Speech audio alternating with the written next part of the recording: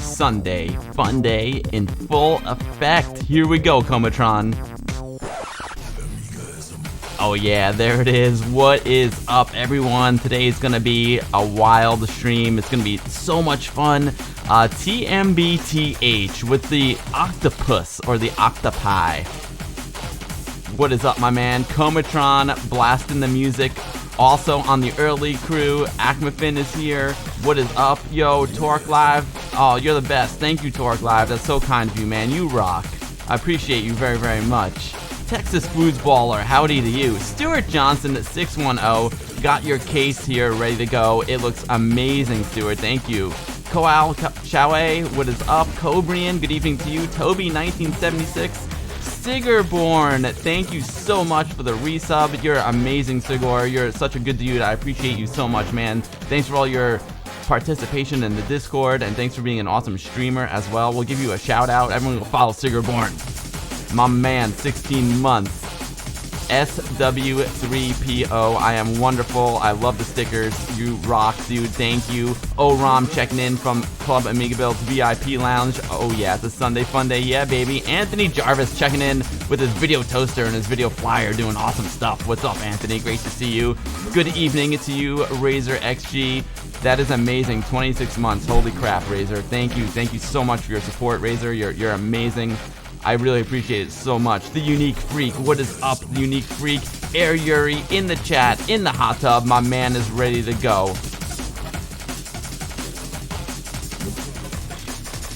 Sonic the Wedge, thank you so much for the follow. Appreciate it. I hope you enjoy the stream. Sonic, welcome. Milo Loves Chocolate made it. He made it. Ready to spin some tunes in Club Amiga Bill. FX Go Go, what is up? K1200 TS21 Lauren, good evening to you. Alan San 09, Sunday Fun Day with the Chinchillas. I love it. FX Go Go, you ready for some Amiga sensations? So am I. Retro Welly, what is up? Palernerk, oh yeah, checking in from Club Amiga Bill VIP Lounge. My man, you rock. Palernerk.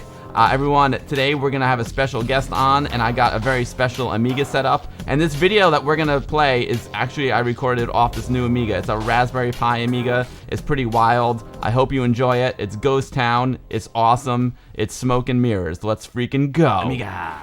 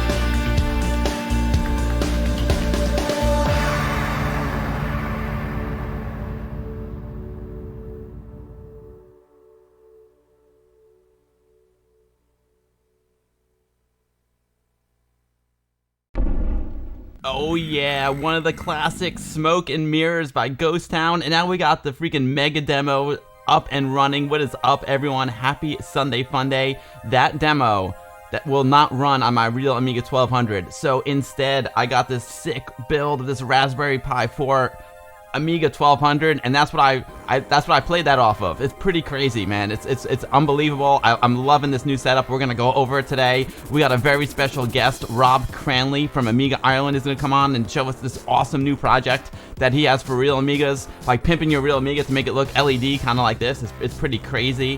What is up, everyone? I am very well, Jamie Morgan, Just Games. Thank you. Let me catch up and say hi to everyone. Let's see. Do I have?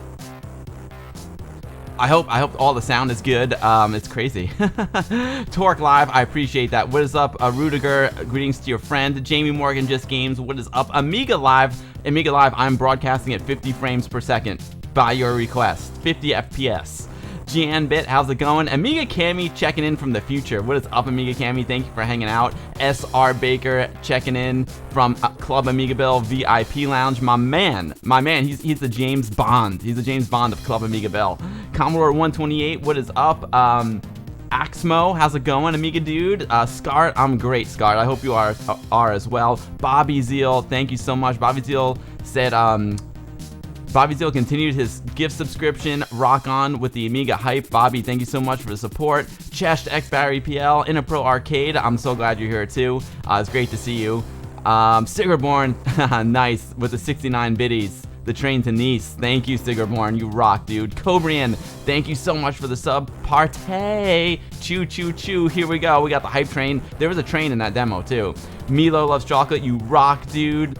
Oh man, it's great. It's Baltoads. Yo, yo, yo, yo. Wide world of retro. Good morning to you. Happy Super Bowl Sunday. Exactly. It is Super Bowl Sunday here in the USA. Normally I would play like TV sports football, but today I got a special guest on, so we're gonna do that instead. I mean, Super Bowl is gonna be starting after the stream's over anyway. Wing Chung Wolf, how's it going? Great to see you. Roar, my man Roar, great to see you. It's been forever, Roar. I hope all is well, dude. I love your your Sylvester Stallone drawing. It was amazing, Roar. It was amazing. FX GoGo, how's it going? Oh no, you had a recap incident with your Amiga 1200. That's scary, FX GoGo. I'm sorry about that. That's really, really scary. Amiga Cami running with the deer. I love it. Amiga Cami, it is snowing and it's gorgeous here in New York today. It's like the beautiful big puffy snow and there's deer outside and it's like a postcard. Amiga Cami, you would love it. I'm so glad you're here too. Sep Lemon Amiga. I am well. I hope you are too, Sep. Thank you for being here and thank you for being in Club Amigaville VIP Lounge. You rock, Sep. You rock. Oh no, FX GoGo, I'm sorry. I hope you can get that sorted. Jost80, thank you so much for the subscription. 37 months. Jost80, I think you and MVG are my two longest subscribers. Jost80, thank you so much for your amazing support, dude. Thank you so very much, Jost. You're incredible. Hello from rainy Florida, the other side of the state from the Super Bowl. It's snowing. At least you guys got rain. We got snow up here in New York. I hope the weather isn't too bad down there in Florida. The SCM Guru, thank you so much for the follow. Welcome to the stream. I hope you enjoy yourself here today. It's going to be a really, really fun one. Roar, that was Smoke and Mirrors by Ghost Town, and I think Loonies too. It was, it's an AGA demo. It requires an 060. However, I played it off this Raspberry Pi. It was freaking sweet. I love it. Robinstein, Amiga Live, you know it. You know it, dude. Oh, man. What's up, Texas Foosballer? Great to see you. Let's see, did I miss anyone here? Did I miss? Yeah, no, your ACA 1221N, it won't run on that Milo. Exactly. Janbit, it's a great AGA demo, exactly. What's up, Skynet 060? Great to see you. 17-bit retro, hello. Jamie Morgan, loving the demo, love it. Jamie Morgan streaming every Friday on YouTube. Amazing Amiga gamer, amazing dude. I love Jamie Morgan, Just Games. Finto777. Yeah, we are all to a flying start. Exactly. Thanks. Yo, what's up, Vector Fun? Thank you, Stuart Johnson. I'm well, Jamie Morgan. Yeah, Rob Cranley is on today. Yo, Retro32 UK. Great to see you. Great job over there on the Instagram.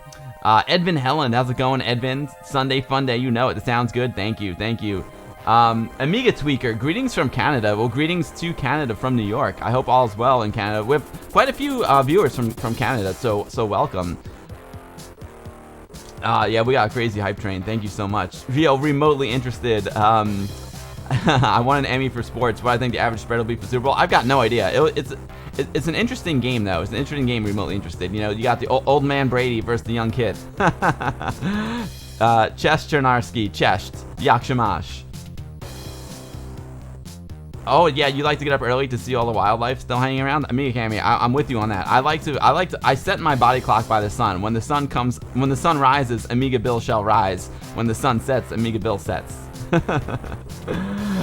Sonic the Wedge, how's it going, Sonic the Wedge? Yeah, 50 FPS exactly, Amiga left. So my camera might look a little bit different today. I didn't change my camera to 50. I should do that. Everything's good. All right, excellent, John Bit. How's it going, everyone? Yeah, okay, you want to be, you're Roger Moore. There you go, SR Baker. If you want to be Roger Moore, you got it. Robo Gears, Chesh to you. Andy Amiga 7 from Westchester Amiga User Group checking in. You're good? Awesome, Roar. It's great to see that. Great to see that. It is magical, Cammy. Mixels Lab, how's it going? Great to see you.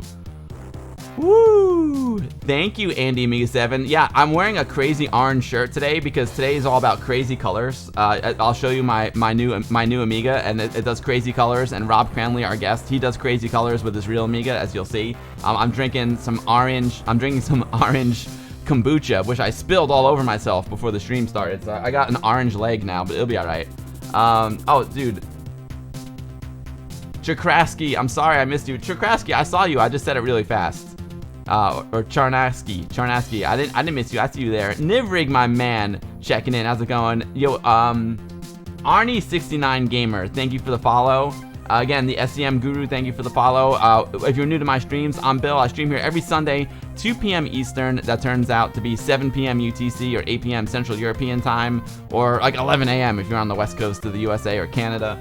I do Amiga stuff here. My favorite thing to do is to have guests on, and because the Amiga community is so active these days, you know, I love to have guests on and talk about either their new game or a new cool project that they're working on. Yo, Terrible Fire, thank you so much for the file. Yo, Terrible Fire, you rule, Terrible Fire. Your stuff is amazing, Terrible Fire. Thank you so much for the follow. I really appreciate you, and all the hard work you do for the Amiga community.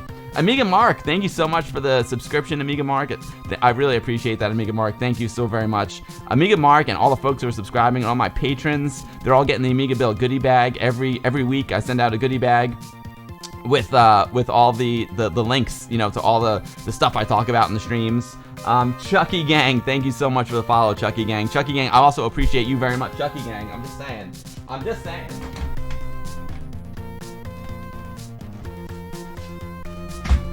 I mean, I'm just saying, Chucky Gang. I'm just saying. This is one of my prized possessions right here, Chucky Gang. I'm just saying, I love it. The Channel Z motherboard, you rock, dude. I just made a wallpaper for my patrons of your motherboard. So if you want, I gotta send you those pictures. I didn't finish them all yet. I still have one more to make.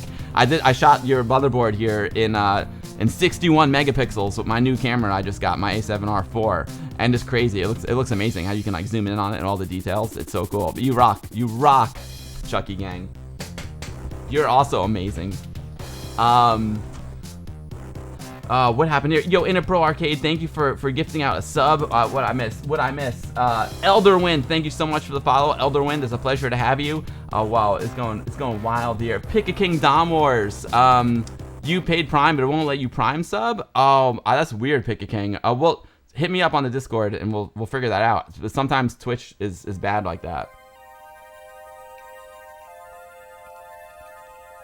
Oh man, yo, Michael Jensen, what's up, Michael Jensen? Great to see you. I'm trying to catch up on everything. Yo, Jiro, how's it going, Jiro? Great to see you. Yeah, no, who cares about the Super Bowl? This is the Super Bowl. This is the Amiga Bowl. Oh, the second part of your Dave Needle article is now with Amiga Addict. Oh, Remotely Interested did a great article about Dave Needle for the new Amiga Addict magazine, and there was part 1 was in the previous issue, and he said he's got part 2 in. That's awesome, Adam. You rock, dude. Wing Chung Wolf, yo, Wing Chung Wolf, thank you so much for the subscription. I appreciate that, Wing Chung. You're gonna get the Amiga Bill goodie bag. I include like the demo that I all the demos that I play on the stream. I also include all the stream links. It's you'll really enjoy it. Tim Gilbert, what's up, Tim Gilbert? Tim Gilbert, I got a notification that Rotator shipped. My physical edition of Rotator. I got a notification that shipped, so I cannot wait. It'll probably take like 3 years to get it. The way the post service is going, I'll probably get it like for my birthday in June. But hey, Good things come to those who wait. I love Rotator. I can't wait. Amiga Dad and Amiga Mom checking in. Love it. What's up, Mom and Dad? Thank you for watching. Yeah, Jiro, my man. What's up, Jiro? Arnie69 Gamer, how's it going? Even my channel points reference Amiga totally. Oh man, no, this is not orange juice. This is a Milo. This is orange kombucha. Ross Wildstar, how's it going, Ross Wildstar? Great to see you. F Sandstrom, 8 p.m. in Germany. Excellent, excellent. Again, Amiga Mark, thank you so much. Yo, DJ Billy Nest, thank you for checking in. It's a pleasure to have you. DJ Nest, I love the hat, brother. I love it. I love it. So what happened here? Pro Arcade, thank you for gifting a sub. Thank you for gifting the sub to Squeaky35. Thank you so much, Pro Arcade. I appreciate you very, very much. Cheers to you.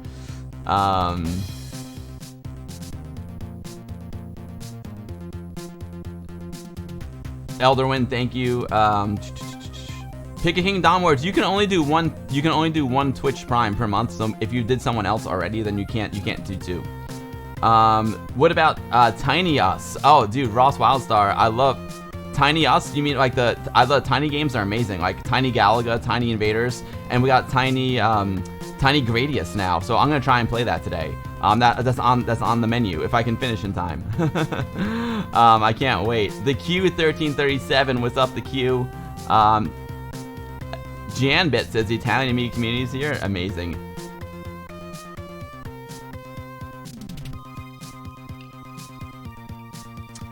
The Super Owl. Yeah, this is on fire. The chat is on fire right now. Terrible fire.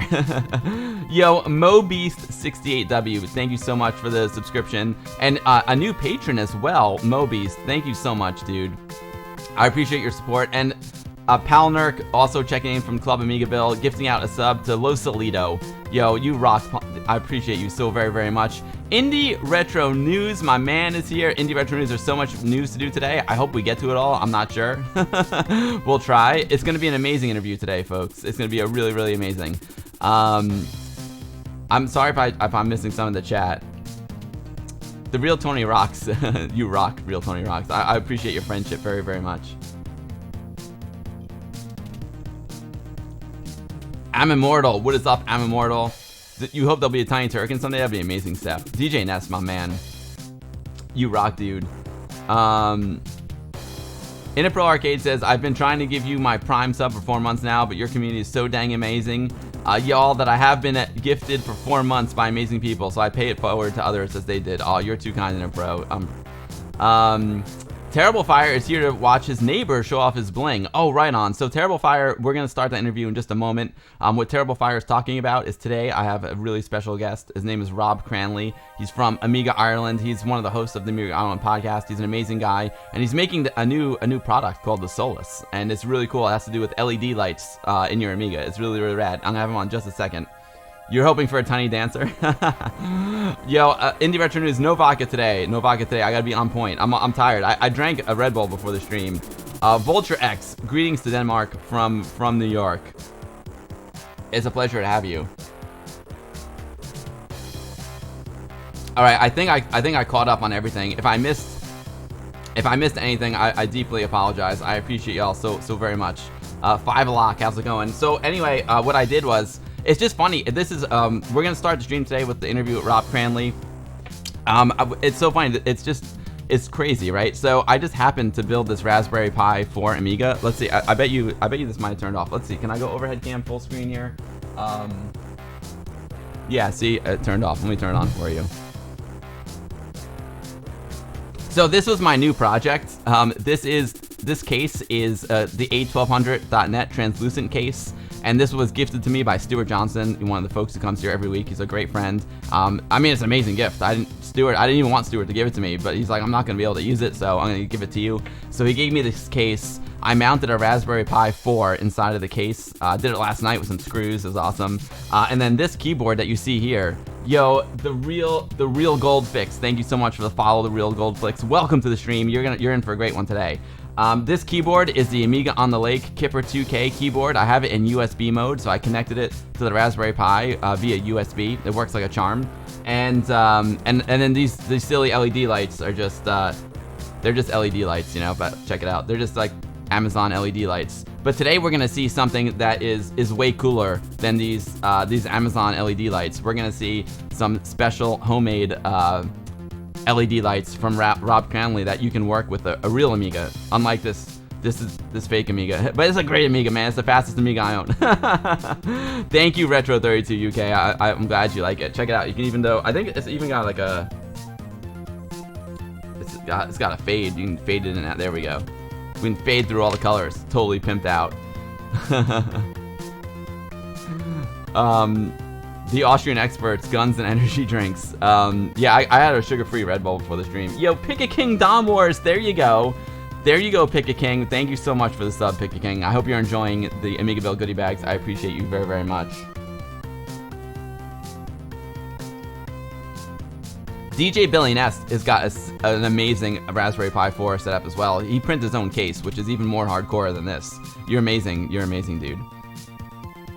I'll be careful, Terrible Fire. Thank you. I'll be careful.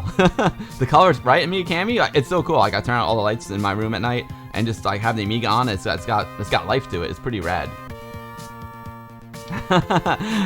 And Immortal, you're right. Everyone will do it. All right, folks. Let's get this party started. Thank you all for your support. I love saying hi to everyone at the top of the stream. It's really a pleasure, Brother Bill.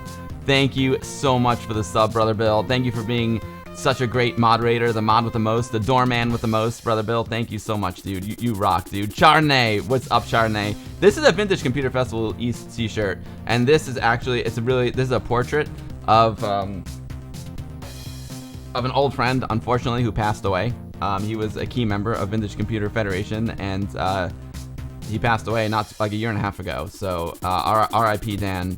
Dan Roganti, one of the top class dude, man. So I wear the shirt with pride, and it's orange and bling bling. All right, folks. Anyway, let's get this party started. Today we're gonna have Rob Cranley on as a guest. I'm gonna interview him right now. He's gonna show us the Solas. Then I'm gonna show you my project here, this Amiga 1200 Raspberry Pi, Amiga 4000 like Raspberry Pi /1200. And then we'll do some Amiga news as well later on. I gotta finish by 5:30 my time because my wife is at an event and it's snowing like crazy here, and I have to put on my 4-wheel drive and go pick her up. So I have a hard out at 5:30 p.m. my time. All right, folks. So without further ado, I want to introduce my guest. His name is Rob Cranley. I first learned about Rob from the Amiga Ireland podcast, which is an amazing podcast. He's one of the hosts of the Amiga Ireland podcast, along with Sir Lucas from Retro Ready and Irla. They not only do they do this podcast, but they have Amiga Ireland, which is a great event that happens in January of every year. They're top notch dudes, and I went to Amiga Ireland. I went to the virtual Amiga Ireland this year, and I saw this really cool project called the Solas, and Rob Cranley is the creator of it. So I wanted to invite Rob on and have him share it with all of you. So I'm gonna turn this off, turn down the music. Thank you, Mega Demo. Appreciate you very much. Let's see if this is all gonna work. I'm gonna unmute Rob. I see him over there. I'm gonna unmute Rob. Let's see if we have Rob here. There he is. There's Rob. Check 1 2. Check 1 2. Hello, how are you? What's up, Rob? Thank you so much for coming on the stream. I'm a really big fan of yours. I'm a huge fan of the Amiga Ireland podcast. I listen to it. I can't even tell you like how many places around the world I've listened to it. I've listened to it like at 30,000 feet so many times. It's a wonderful. To hear. Yeah, you guys do a top quality podcast, and I'm hoping to get to Amiga Ireland in person one day. But it was just awesome to be able to experience it virtually as well. So thank you for putting all this hard work and effort into the Amiga community, man. I appreciate you very much. Not at all. It's a pleasure to be here, Bill. I really enjoy your stream as well. Have to say. Thank you. So, Rob, you want for the folks who don't know, do you want to just give a little bit of background about yourself, introduce yourself? Yeah. So I'm Rob. I've been an Amiga addict for what is it? Yeah. Well, basically since back in the day, I never really stopped using them or anything like that. So I got into them in school, and probably quite late. It was probably early 90s when I got interested, because that was when I could afford one, and that's how it worked. So so I got into it. And I was always before that I was an Atari 8-bit guy, And but yeah, always into the programming and the hardware tinkering and all that kind of crack. So that was it. Always use it all the way through. Obviously, added PCs and Macs to the setup to get me through uni and all that kind of stuff. But yeah, it was a I still have my original 1200 beefed up in the big tower with the mediator and all that kind of stuff. And yeah, basically been Amiga all the way. Oh, So brilliant. yeah, that's it. You and I share a similar history. My dad bought an Atari Android for me back in 1980. That was my first computer. So I started out with Atari 8-bit as well, and I didn't even know it. I went from Atari 8-bit, basically to Amiga. I loved the Atari 8-bit. I still love it, and I loved it back then. And then my next real passion, the computer I really loved was the Amiga. So I didn't know it though. I didn't know I was following the footsteps of Jay Miner the whole way. I just know a good thing when I see it. He's got good taste. Absolutely, but when you program them, you actually realize there's so many similarities between the Atari 800 and the Amiga, like the copper thing, the sprites, all that kind of graphics hardware is very similar. It's obviously more advanced than the Amiga, but it shares an awful lot of DNA. Awesome. My dad. So speaking of my dad, he's watching right now. Dad, you have to refresh your browser. I think everything is good. Just refresh your browser, Dad. Yeah. So I'm pretty sure if it wasn't okay, I'm pretty sure everyone would be chiming in saying it's not okay. Anyway, so Rob, yeah. So you mentioned programming. So you are you're not. I'm really what I am. I'm really like a filmmaker who loves Amiga because Amiga is one. Obviously it's a computer for the creative mind, and video production is a big part of Amiga, and that's why I love Amiga so much. So I'm really like I'm really a filmmaker who loves Amiga. Like Amiga is like my muse. But you're actually really amazing with computers, and you program in 68K assembly as you're saying. So you're quite amazing. So why don't you give us a little bit of background about your computer skills? Yeah, so I'm actually an engineer by profession, I suppose. Yeah, but so my last job, I was writing firmware for medical devices, and so blood analysis machines. So I was doing robotics and that kind of thing, and that's what I've done for quite a long time. So that's what I studied: is engineering, but automation, that kind of end of it, engineering. So robotics and all that kind of dealing with sort of microcontrollers, and that's exactly my thing. So actually, when I'm programming on the Amiga, I actually mostly use Blitz Basic, believe it or not. So it's sort of like a break from the C and the assembly and stuff like that. So it's kind of a complete for me. It's a completely sort of separate compartment. Really, it's a break from that C stuff. Like I'm not doing that professionally anymore. That firmware stuff. So it's different medical devices I'm working on now. But yeah, so that's it. But I've always been since the 8-bit days. My uncle had an Atari 800, and then I got one, and it was just all about oh, I can't believe I can make the computer do things. And, this is amazing when I was like 6 or 7 or whatever it was, just typing in things from the books you get from the library and seeing what would work and what wouldn't work. And that's the way it's always been for me. The first program I ever wrote, because I always wanted to create things, that's why I love the Atari and the Amiga and computers. I always love to create things, and at first I thought, I want to program computers, and I like to create things that people can use and enjoy. So the first thing I ever created on the Atari 800 was a basic program, and it was a Polish translator because my dad's Polish, and so he's like, let's make a Polish translator. So all it did though, you type in your name, and they would just add SKI to the end of it. It was kind of like a joke. It was a joke. My dad was joking around with the Polish language, so it was funny. But so yeah, that's so cool. So what kind of things have you made for the Amiga? I know we're gonna see your latest project in a minute here, but what kind of projects have you done? Well, I think I should start off with Dodgy Rocks, which is I did the Amiga port for that, so that's a completely different end of things altogether to the serious stuff. But most of the stuff I do is kind of productivity things, smaller tools for working in the background. That kind of stuff is my kind of thing. So there's SMB mounter, which is used it's a sort of a front end for the SMB file system. So it gives you a nice GUI for mounting your network shares and things like that on Workbench. I've made like a sort of a compiler for install scripts, so you can sort of click and drag things and make install scripts without having to actually code them yourself. What else? I've did a complete overhaul of one of the the ADF writer software. So ADFer is one that I did. There's a lot of little things like that are floating around. I did write an MP3 player actually. Oh wow. And so I built an Amiga 1200 into an old like 90s CD player that was broken. So it's a hi-fi deck, and so that has a 1200 motherboard in it. And I wrote the software to run that, and it runs a little LCD in the front, and the buttons in the front, and everything run. It all works. So oh wow, I would love to see that. That's so cool. That's quite niche software because I think I'm probably the only user of it in the world. It is on AmiNet, but I don't think anyone else has the hardware to run it. So, but that's what I do. That's what I do. I love it. So you basically writing what I want. You find like a something that you need, like a little something that you need, and you make it. That's amazing. That's it. Yeah. That's so cool. Yo, what's up, Jowolf? Great to see you. No Words Indie Retro News. Great to see you as well. So I mean, Dodgy Rocks and Nivrig. Nivrig is like a huge supporter of my community here, and he's in the Discord. And Dodgy Rocks is one of my favorite games to come out last year. It's simple and just like super fun. I love it. And it's the most addictive game as well. And same thing with Santa Rocks as well. Oh yeah.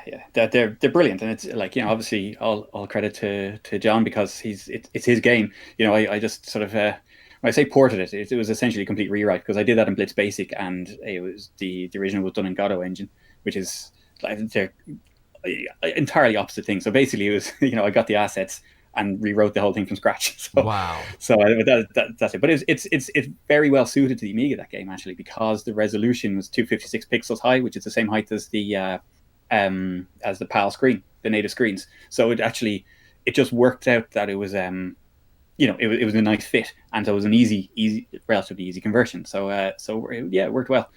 A lot of time you see the retro style graphics and games and stuff, you kind of think, oh, obviously the Amiga should be able to do that, and it can't really because there's a lot of stuff, lighting effects, or the resolution looks retro, but it's actually not retro. You've got sub-pixel movements and things like that. So there wasn't any of that in Dodgy Rock. So it did fit very well to the hardware. So it plays like a dream. I love it. Absolutely, and the game design itself is just spot on. It is really, really addictive and all that. It's a great party game too because it's not too long. It doesn't take unless you're super good at it like Jiro, but it's not too long. Even Jiro, even his high score I think only took like 5 minutes, about 5 minutes, right? So that's it. And it's short enough that you keep on going again and again and again and again. yeah, finely tuned, exactly. Yo, what's up, Carlitos Way? Great to see you.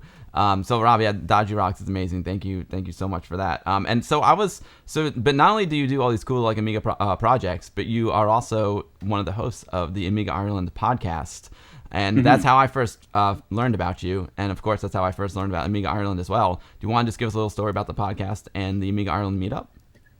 Yeah, it's funny. I'm not living in Ireland anymore. I'm living in Scotland now. And when I was living in Ireland, it was kind of basically the Amiga was sort of there, and then it was on its decline, and I was kind of the only person in the whole country that I knew of that's still using Amiga. And then I moved to Scotland, and then a year later, I got this thing pops up on my Facebook feed. Someone's setting up an Amiga Ireland Expo. Like, what? Just after I leave the country, So it was just crazy timing. But so I was kind of definitely have to. I'll pop over for that. So I flew over for that. It was a small enough thing, maybe 20 people there or something like that. It was a really nice atmosphere about it, and the guy who was running it was really good. So I made friends with him and said, I'll definitely help out. And it was his thing to do a podcast, trying to kind of as much to make awareness of the regrowing retro community and the Amiga community specifically, and in Ireland. And it turns out there are actually like loads of little pockets of Amiga users all over the country. So that was kind of where that came from. So I think probably after we did the second meetup event, we started the podcast, and it was really kind of to sort of, and it did grow after that. The meeting did grow after that. It was really sort of to just have the awareness there of all these little retro communities all over the country. So, and that's it. So it's been running ever since. Brilliant. So the podcast, you go to amigausers.ie because folks are asking where they can hear the podcast. So amigausers.ie, and also we have robthenerd.com, which is your website. Is that correct, Rob? That's my own website. It's due for an overhaul. It's kind of old school at this stage, but and if you look at it, it's also thrown together in about 2 minutes. Back about 12 years ago, I was like, I need to put a website together for something, and there it is, and it's still there now. Oh, tell me about it. I have so many. I haven't updated my Guru Meditation website in years, and I'm still trying to make a website for Westchester Amiga User Group, which is our user group that we have here in New York, and it's just like I'm just like overloaded, man. Like my retro time, I'm maxed out on the retro time, man. Yeah, all of my priorities. Yeah, totally. Yo, the unique freak. Thank you so much for gifting out that sub, man. I really, really appreciate it. Thank you, the unique freak. Enjoy it. Pixel Christie, how's it going, Pixel Christie? You love the Amiga? Then you're in for a show today. Am I seeing double? You know, maybe we do look a little bit like each other there, Rob. Yeah, you're a very handsome man. I don't know who this looks better for or worse. If I go like this though, now we're really jamming. Oh, that's too funny. That's so funny. Yeah, it's hot in here, man. It's actually nice without the hat for a second. But anyway, so Rob, in addition to Amiga Ireland and the podcast and all the cool stuff, utilities you've been making, I popped into Amiga Ireland this year because this year it was virtual. You guys did an amazing job as always. Earl is an amazing guy. And I saw you demoing this really cool and unique project called Solas, right? Yeah. Why don't you tell us what Solas is? Yeah, but this was started off as this is my ultimate example of awful feature creep. But it started off as an idea that a friend of mine in the Scottish Amiga group had for his Amiga, and it was basically he had a Bifrost, one of the newer Bifrosts, and it needs an extra little power lead to it to give it the full brightness. And so he just kind of said, yeah, can you modify my Amiga to add a little bit so I can plug this in? I was like, yeah, that's easy. And then conversation went that we could actually add some more LEDs to the case, and it was one of those LED strips from IKEA or Amazon or one of them. Is yeah we could do that. I'll make a little board you can plug these things into, and then I kind of know a bit about how the clock port works. Why don't we put it on that so we can make some software to run it? And then, kind of grew and grew. And so now then it was I need a little microcontroller on there. So I put the little controller on the board or on the prototype and said, yeah, okay, so now I've got some extra functionality here, extra pins that I can use for other things. So we'll put a little temperature sensor on it because it's nice to some bits that you put in the Amiga these days they get pretty hot. It gets pretty hot in there. So I added a couple of temperature sensors to the board, and then a little fan controller to the board, and then I added the full support. It was initially going to be just like sort of the basic LED strips, but now while I have the processing power there on the board, I'll add support for the proper full blown RGB LED things that you get in PC cases. So it has a couple of headers on there now for the standard connectors that they use on PC motherboards, and so it kind of grew into this massive, massive. It's still only small, but massive project basically, and a massive feature list that kind of just grew and grew and grew. And so Andrew gave me his machine in August this year to do this, and I said, yeah, leave it with me for 2 weeks. I still have it here, still on the desk. So sorry about that, Andrew. I think he's probably the chat there, but. Yeah, he'll see it one day. But lockdown, of course, didn't do it any favors for stretching things out. But while I had the time, I might as well just keep working at it. You might as well, yeah. It sounds like you keep improving it. So for folks who aren't familiar with it, you know what, Rob? I have a Bifrost right here. I can show them so they have an idea, so they know what the genesis of the project is. Let's see. Let me grab it.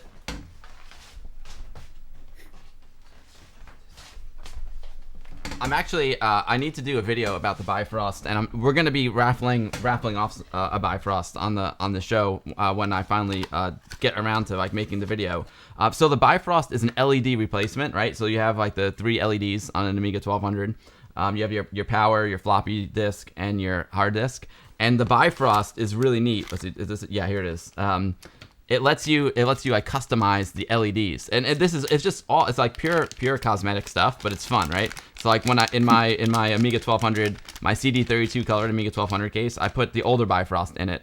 So now I have red and white because gray and then red and white are the color themes of that build. So and here's the new Bifrost, which I haven't installed yet. But again, these are 3 LEDs that will replace the LEDs on your actual Amiga, and you can change them to different colors. And with the new Bifrost, it will even read the PC MCIA port, right? So when you're accessing the PC MCIA port, they'll flash as if floppy disk access. So it's super cool. And then being that Rob was talking about these and how he likes to customize the Amiga visually, his project, the Solas project, is is an LED project. So I think some folks might not know that was an LED project. Sorry, yeah. Yeah. Going there a bit, maybe. Yeah, totally. We'll get into that. It's like, Roar's asking, are you going to port any Amiga games in the future? I'd love to. I see little projects all the time. This is the problem. I have a list as long as I don't know anything, of projects and little ideas that I have that I want to do, or games that I want to. I think, I could actually do a decent version of that on the Amiga. And I just don't have the time. I have a little 3-year-old, and I actually have a real job. So yeah, this is what happens. Totally. But maybe 1 or 2 a year might be a reasonable thing, or 1 every 2 years even. So it's a lot of work. Yeah, I want Amiga Ireland to be great. Yo, what's up, Piero? Great to see you, Piero Lista. Love to Italy from New York. What's up, Ugg George? Great to see you. All right, so Rob has a really cool little presentation planned for us. So Rob, why don't you show us Solas? Tell us so everybody see what it's all about. I'm gonna switch over my scene here, and you can switch over your scene. Go for it whenever you're ready. Boom. Oh, look at you. See, you've got a pimped out Amiga as well. That's a beautiful blue case. I love it. This is Andrew's case. So this is literally Andrew's machine that we're all seeing here, and so this is as close as he's gotten to it in months. So so this is it. This is what it looks like from the outside, anyway. You can see the glow. Kind of got a bit of a glow in the back there. You can see the lights coming through the grill there. So so I have the software running here, and I don't know whether it's better to show that or to show the actual case. But just for now, what I'll do is I'll switch to here, so you can actually see the software running. Oh, great! So inside we've got a little board, and we've got this software here, which is showing us what the LED is doing, and controls the board. So at the moment, you can see here we've got it's just set up to do a solid color, and here we can set the color. So we've got a bit of blue in there. So it's very, very easy. We can adjust this to make it brighter, and we have to do live preview so that will I see it react right away. You see, so now we get different blue. We can add some red to that, and and this is it's as simple as that. So it's all going through the board in the back, or in the middle of the machine there. So so that is that's the basics of it. So with a solid pattern like that, there are a lot of different patterns. Now, I don't know if it's clear enough to see there, but basically one of the classic ones that was asked for was a kit scanner. Oh, very cool. this kind of thing, traditionally it'd be red, so we'll make that red. But you can also add a bit of background color to it. So if you got it red there, you can add a little bit of blue, and it'll sort of mix the colors together and fade them in and out. Whoa. And obviously you can change the speed, just to have it very gentle. You can even change the length of you can basically customize a lot about it. Just one of the favorites as well is this whole breathing thing that is quite common with power buttons and things like that, to have it fade in and out like this. So so you can slow that down as well. Lots of other things. The Star Trek viewer is a popular one, wow. below the view screen on your screen.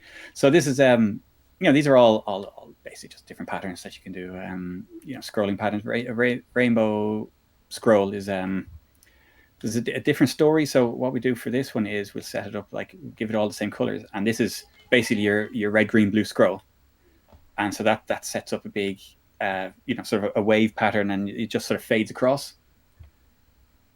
I love it. It's so cool, and for folks, see that up there, and it's amazing. Ooza Days, thank you so much for the follow, Ooza Days. Appreciate that very much. We're talking with Rob Cranley from Amiga Ireland. He's showing off the new Solas project, which is I love it. It's so cool because Rob, one of the things, Pero Cerebro, thank you so much for the follow. I appreciate that. Rob, one of the cool things is that I love doing with the Amiga. Sometimes it's hard, upgrading is wonderful, upgrading our hardware, getting faster Amigas, that's all cool. But I've really been into the physicality of the Amiga lately, and I don't know why. I'm just drawn to it. Part of when I sit down at the Amiga, the actual the physical Amiga means a lot to me. I'm a visual guy, obviously, but the actual the physicality of the Amiga is amazing. And when I bring my CD32 colored 1200 to a vintage computer federation meeting, everyone's like, wow, that is that's a beautiful machine. I'm like, it's beautiful, I know. And I love like doing all these hardware like visual customizations like the Bifrost, and this is amazing. So you've made the software, as you can see. Like, it's amazing the amount of control that you have over the lighting that you did with the software is incredible. And then you also made the hardware to do this as well, right? So you did them both. Yeah. Yeah, absolutely. Yeah. So yeah, the software, that's your LED control. Is what you can do as well is you can set different patterns for what, this is on live preview, so it'll show you, like, so we've got different a different pattern there that'll happen when the floppy drive is accessed, for example. Hard drive access and PCMCIA access, you can do the same as well. So so it's tied into all those things. It also has an audio input from the Amiga's hardware, so you can make it react to the audio. So I'll just do something here.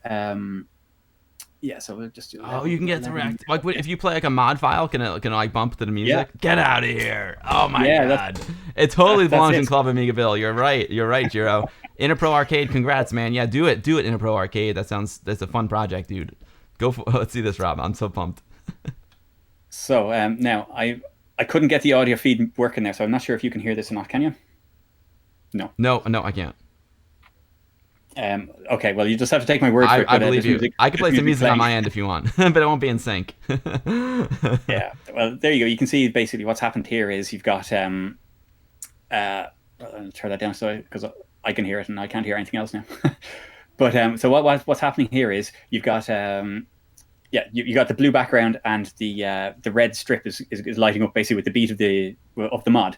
So yeah, I'm sorry about that. My setup was all taken apart, and you can't hear the audio now. It's fine. No, we get it. It's all good. You get the idea. Yeah. But so you can set it to pulse away there with the beat. You can also set it to basically so the glow will match the beat. Oh wow! And so it'll fade between red and blue based on the beat, and of course we've got the level cycle here, which is what happens when you set that one is it does like the rainbow kind of pattern, but every time there's a beat, it'll change color. So now and so what we'll do is we'll have to move this down because it's quite slow to react. Now there are fine tuning things to this, so it's not picking up the beats right there. So on this page here, we can see we have offset, range, and threshold. So this is the threshold for the. Now you can see it changing color there now. Oh yeah.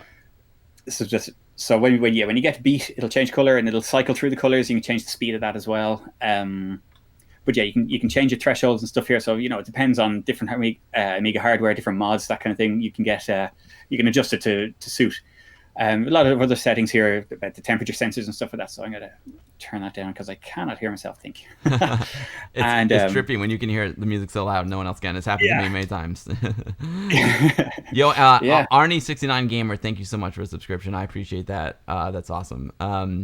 That it's so cool. It can flash to the music, Ram. It's amazing, right? Isn't it crazy? Yeah. Retro Ralph, how's it going? And now will this work? So I see you're using Deli Tracker there. Like, will it work with like Hippo Player or Pro Tracker? Yeah. It's I haven't actually. The plan was that it can also react to software, through an AREX port or directly with certain libraries, but that hasn't been done yet. So what it's actually doing here is it's taking on the 1200 and on the 600. There's a mono audio feed to the RF modulator. So it's just taking a feed off that, so you get both channels mixed, so it's easy for it to deal with, and you don't lose any of the music. But so basically it reacts to the entire sound that the Amiga's outputting, whether it's regardless of the software. So it'll even work for games and that. So if you got good music in a game or sound effects, explosions or whatever, it'll react to that as well. Oh wow, that's so cool. So Animortal just posted a YouTube video that shows the audio function. Very, very cool. Yes, thank you for that. Yeah, because that wasn't set up working properly, and it's just it's got a lot of virtual audio cables in OBS, and it's just when I tested it there beforehand, I couldn't get it working. And I'm like, okay, no worries. Dude, tell me, it's that's the I'm just so happy you have like two different scenes. That's amazing. Believe me, I understand. With all the streaming, it's like a miracle to get it to work half the time. So you made the software and the hardware. Now the LEDs, like the traditional 3 LEDs, is that the Bifrost or is that also part of the Solas project?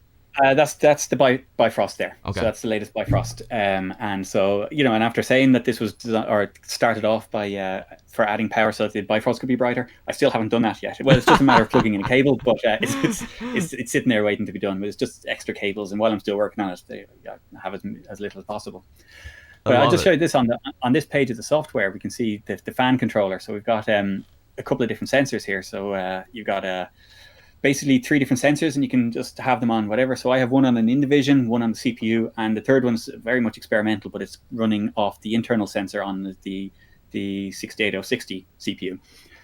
And you can adjust the fan settings and stuff for that to suit. And but it's this all works as well. I should point that as well. So when you quit the software, this is all saved onto the card, and it'll carry on from where you left off. So basically, the software is really just for changing the settings and adjusting it.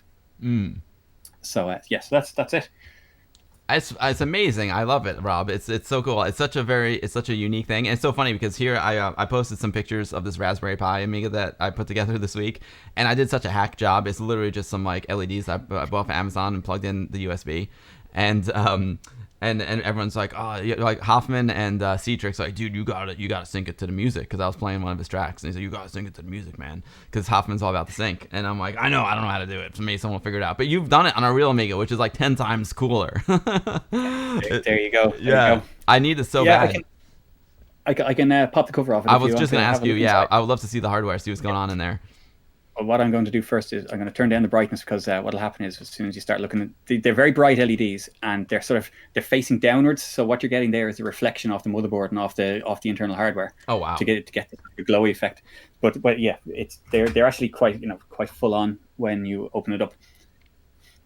So I'm just going to move this keyboard out of the way, and we can see what's going on. Oh cool. Oh man. So, so this is our Solas board here, right there in the middle. It's a lot of cables going to that. You can see there. Basically, it's bizarre, like, because all the features that grew on it. It has 20 different connectors on it, Wow. which is bonkers, really. And it's like, to be honest, a bit of a pain when when I kind of got around to actually building them, and it's kind of like soldering every one of those connectors on. But what it does, it sits directly on the clock port, and it also has a clock port splitter built into it. So, it does take up the clock port, but it gives you 3 more clock ports in return. So if you have other clock port devices that you want to run off it, you can still run them. And basically the Solus is just one of the 4 that you can possibly run there. So, so that's just another, by the way, feature that it has on it. That's great. That came later in the day, but so that's it. I love it. Is it possible to get the shot of the Amiga like full screen? Sorry, yes, I should do that. Swap over to that. Oh, there you get go. a bit of a better view there. Oh, very cool. Oh, so yeah, so it's just the blue board. Yeah, so there's the blue board in the middle. So I'm going to just make this a little bit bigger so we can see a bit better there. So, so the Solus there is, it's right in the middle. We've got, cables. What have we got cables for? Right, there's a pass through for power, and for the the front LEDs are there. These are for how it detects when the hard disk and the floppy drive are being read, and the PCMCIA port. You've got to see this is the connection I was talking about for the audio feed, and that just comes off the modulator, so it gets a full mixed. It gets the 2 stereo channels mixed into mono. You've got a little fan, and at the time, basically, the Invision was getting kind of hot. So what I've done is I've put the fan on that, and this is one of the little sensors that I've just put on the back of the Invision. Wow. And so you can, the software or the card will read that. It will and adjust the fan so it's just warm, just running well enough to or quick enough to keep the temperature where you want it. So you can adjust all that, and that's it. So the other sensor you can see here is on the 060 chip, and it's just taped to the top with some thermal tape, and so you can get a reading of the temperature there. So the pass through then goes up to the Bifrost, which is on the front panel, and what else is connected to it in there? Yeah, and then that's our LED strip itself. So this is one of these it's basically just stuck into it's an almost perfectly sized groove, or sort of like little lip on the back of the case that fits this LED strip quite well. That's just a basic LED strip that you said you got off Amazon or something like that. Yeah. Like that one comes in a roll that looks like this. Right. So Okay. that's it there. Yep. And it costs, I think that cost like 20 quid for a 5 meter roll. So there's plenty of it there. But it is the same. They all follow basically the same protocol. So you can use, like when I started out, I was using one of these, which is, one of, like an LED strip from a PC case. Mm. And that works as well, just as well. Like it's just nice. It's just a fancy version, but internally it's all like exactly the same. All these different LED strips, and so this one runs, and it's what was I going to say? Yeah, this one runs. You can actually run two LED strips off the board as well, so completely independent, separate patterns on them both. But this one runs like I think this one has about 38 LEDs in it. That one there has 28, Mm-hmm. and that's about the width of an A1200. But yeah, you can use the standard PC case LED strips. You can use a roll like that and solder your own connectors onto it. Yeah, basically they all follow the same thing. So whatever way it works. There's so So much going through my head right now, Rob. So two things right off the bat. First of all, that's like, I'm so happy that like that's like the most brilliant use of the RF port here in 2021, because the RF port was like all but dead, in the 1200. Like, who uses RF? I don't know, but you do use it. What a cool like idea to use the RF port for the sound. That's amazing. Yeah. And it's not even using the modulator itself. It's using the feed to the modulator. So if you remove the modulator, you can still solder directly to the motherboard where it used to be and get that same signal. Oh. So it's a handy thing. So the big box Amigas are going to miss out there, but you can build a little mixer board that'll do the same job. But it's nice when it's already provided for you, and it just kind of. I was actually halfway through prototyping a mixer to run it to mix the left and right, because a lot of mods will have the bass on one channel and the melody on the other, and it'll be swapped around, and so you had to get both of them to react to it properly. So I had a prototype built, and I was like kind of fine tuning it and getting it ready, and I just sort of realized, oh, it's right there. Someone already did it in 1992, so why not use it? That's brilliant. And the other thing I'm noticing here that I didn't even realize is that beyond the LED lights, which are super cool, I think the Solas is also just being able to control fans and read the temperature, of your 060 and your Indivision. Like that in and of itself is a great utility. Mm-hmm. So yeah, absolutely. It was one of those things that are kind of like, it seems to be a bit lacking, really. It's something that's nice to know about like that the machine's being okay, and it isn't implemented yet. But the idea is to put an alarm on it, and I have a little commodity written, so you don't have to have the full software running to read the fans, and that you can have a little commodity running in the background. And I'm going to switch back to the other view just sure. to show that off. So what I'll do is we'll save those settings to the board, and so we've got this little commodity that runs, and so you can just set a hotkey for that, and you can hide it, and you do Control-Alt-T, and that'll pop up, so you can see your CPU temperature, your CPU core temperature, and the Indivision temperature there, and you can adjust the set point that you're aiming for with your fan. That is so that'll just sit in the background, and it isn't implemented yet, but I'll eventually put an alarm on that, so it'll pop up a little warning if it goes, let's say, goes above 50 degrees or whatever, So that's the plan anyway. Oh, that's amazing. What's up, McGeezer? Great to see you. Go. Sorry, Rob, I interrupted you. Go ahead. No, you're all right. But it also has an I2C port, an I2C port, which is kind of like a little internal communications port kind of deal. And it's the kind of thing that the things like the GoTech uses for its little screen, and for a lot of small little things like that. So I that's sort of like spare functionality that I decided to add a connector for. And now what you can do then is add a lot of other sensors. So I have this sensor on it at the moment, which is an environmental sensor, and that will tell you things like, it's like a little mini sensor that you get in a GPS or in a phone, and it gives you your air pressure, your humidity, and your temperature. So a complete gimmick, but it's just an idea of one of the little things that can be added, like little LCD screens, little any kind of sensors and things like that you can get. You can find a lot of them in Arduino sites and things. They can also be connected up to the Solas. That's brilliant. So it's, the future is unlimited in a way, with this board. What's up, Vamped Amiga? Great to see you. Oram has got a question for you. Can this be installed on CD32? Not without some sort of expansion that has a clock port on it. Okay. So basically, you need a clock port to be able to change the settings and to read the sensors and all that. So that's your limiting factor. But it should. I haven't tried it on anything other than a 1200, but it should in theory work on anything that you can put a clock port on. Like so, the big box Amigas, Zorro cards.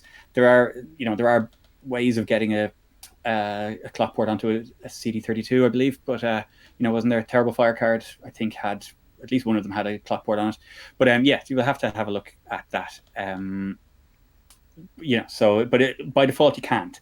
It's right. Just a matter of physically somewhere to connect it. Oh, that makes sense. Oh, I mean, I think like an Amiga like 500, especially the 1200, because it's got the vents there. Like it's the perfect use for the LEDs, because you can like really see them well. On big box Amiga, I guess you'd have to do some kind of modification to the case because it's pretty sealed up. Or you could put the LEDs outside the case, which would be kind of cool too. Yeah. Andrew was actually talking to me about that. He's saying, "Can you put one of those LED connectors to the outside of the case?" And then he's got RGB all over his desk. But there are also Tower Amiga conversions that have like the RGB LED case, the glass side panel and things like that. I got one right there.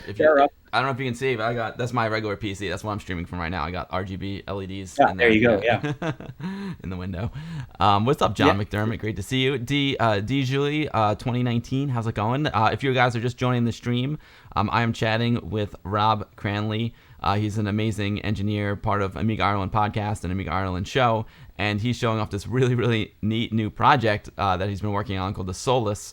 It allows you to have full like RGB control over LED lights that you can put inside your Amiga 1200. You can also synchronize it with the audio output of the Amiga, so you can play music and have it synced to the music or the game. It's incredible.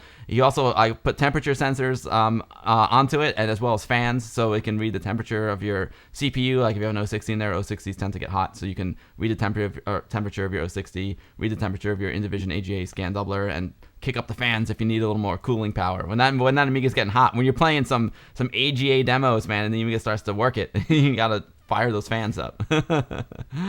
Absolutely. I'll switch back to the other view now, and I'll show you.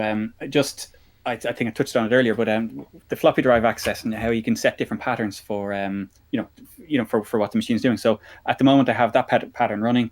And what will happen is it'll switch to the little green scanning when the floppy drive is active. So put that disk in there. And oh wow! And so that's amazing. So it'll run off the. It'll do the same for the hard drive, and the hard drive doesn't look that great, to be honest, because what happens is it flashes it on and off so quickly that it just looks like there's something wrong with it. Sure. So what I might do is implement a little sort of delay thing on it. So when the hard drive kicks in, it stays on for maybe half a second or a second, and then switches back. So it's still a work in progress, and it's still fine tuning to be done on it. It's so smart, and it's also useful because I can't tell how many times when I thought maybe the Amiga locked up, but it was just reading the floppy drive. Roar, take care, my man. It was a pleasure having you here. I got some really great questions in the chat, Rob. I'm gonna do one. Well, I'll ask this one first. Is this going to be, I know this is a board that you are working on your own, it's like a personal project, but is this going to be available for the public to purchase? And if so, how?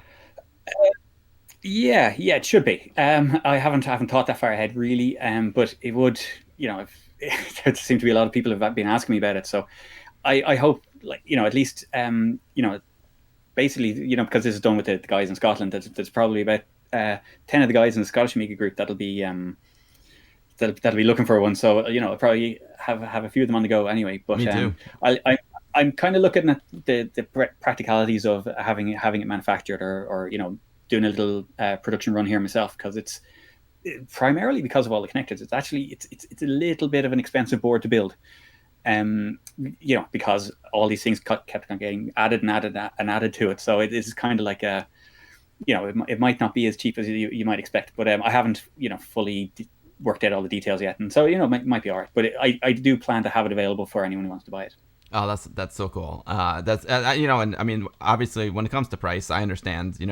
Price is obviously a concern, but when you have something that's a small market like this, it's understandable that it's going to be a little more expensive than you would generally anticipate, because even not forget about your time, like just the actual cost to produce it. when you're dealing in small numbers like this. So like, how did you? We want to talk about also the Scottish Amiga user group. I think there's a lot of them watching, which is super cool. So you guys are SAUG here in New York. We're WAUG, Westchester Amiga User Group. So that's pretty rad. What's up, SOG? I was drinking some scotch last night. That's why I'm a little bit slow today. I'm not gonna lie. We actually had a little meetup there last night as well. There, I don't know if Johnny's made it to the thing. Probably not, because he was kind of rough. But yeah, we've had a couple of virtual meetups there recently, because obviously can't have the real deal. But they usually, the Scottish ones are usually a fairly casual thing. A few people meet up in a church hall or whatever, and then half the day spent looking at Amigas, the other half spent in the pub. So.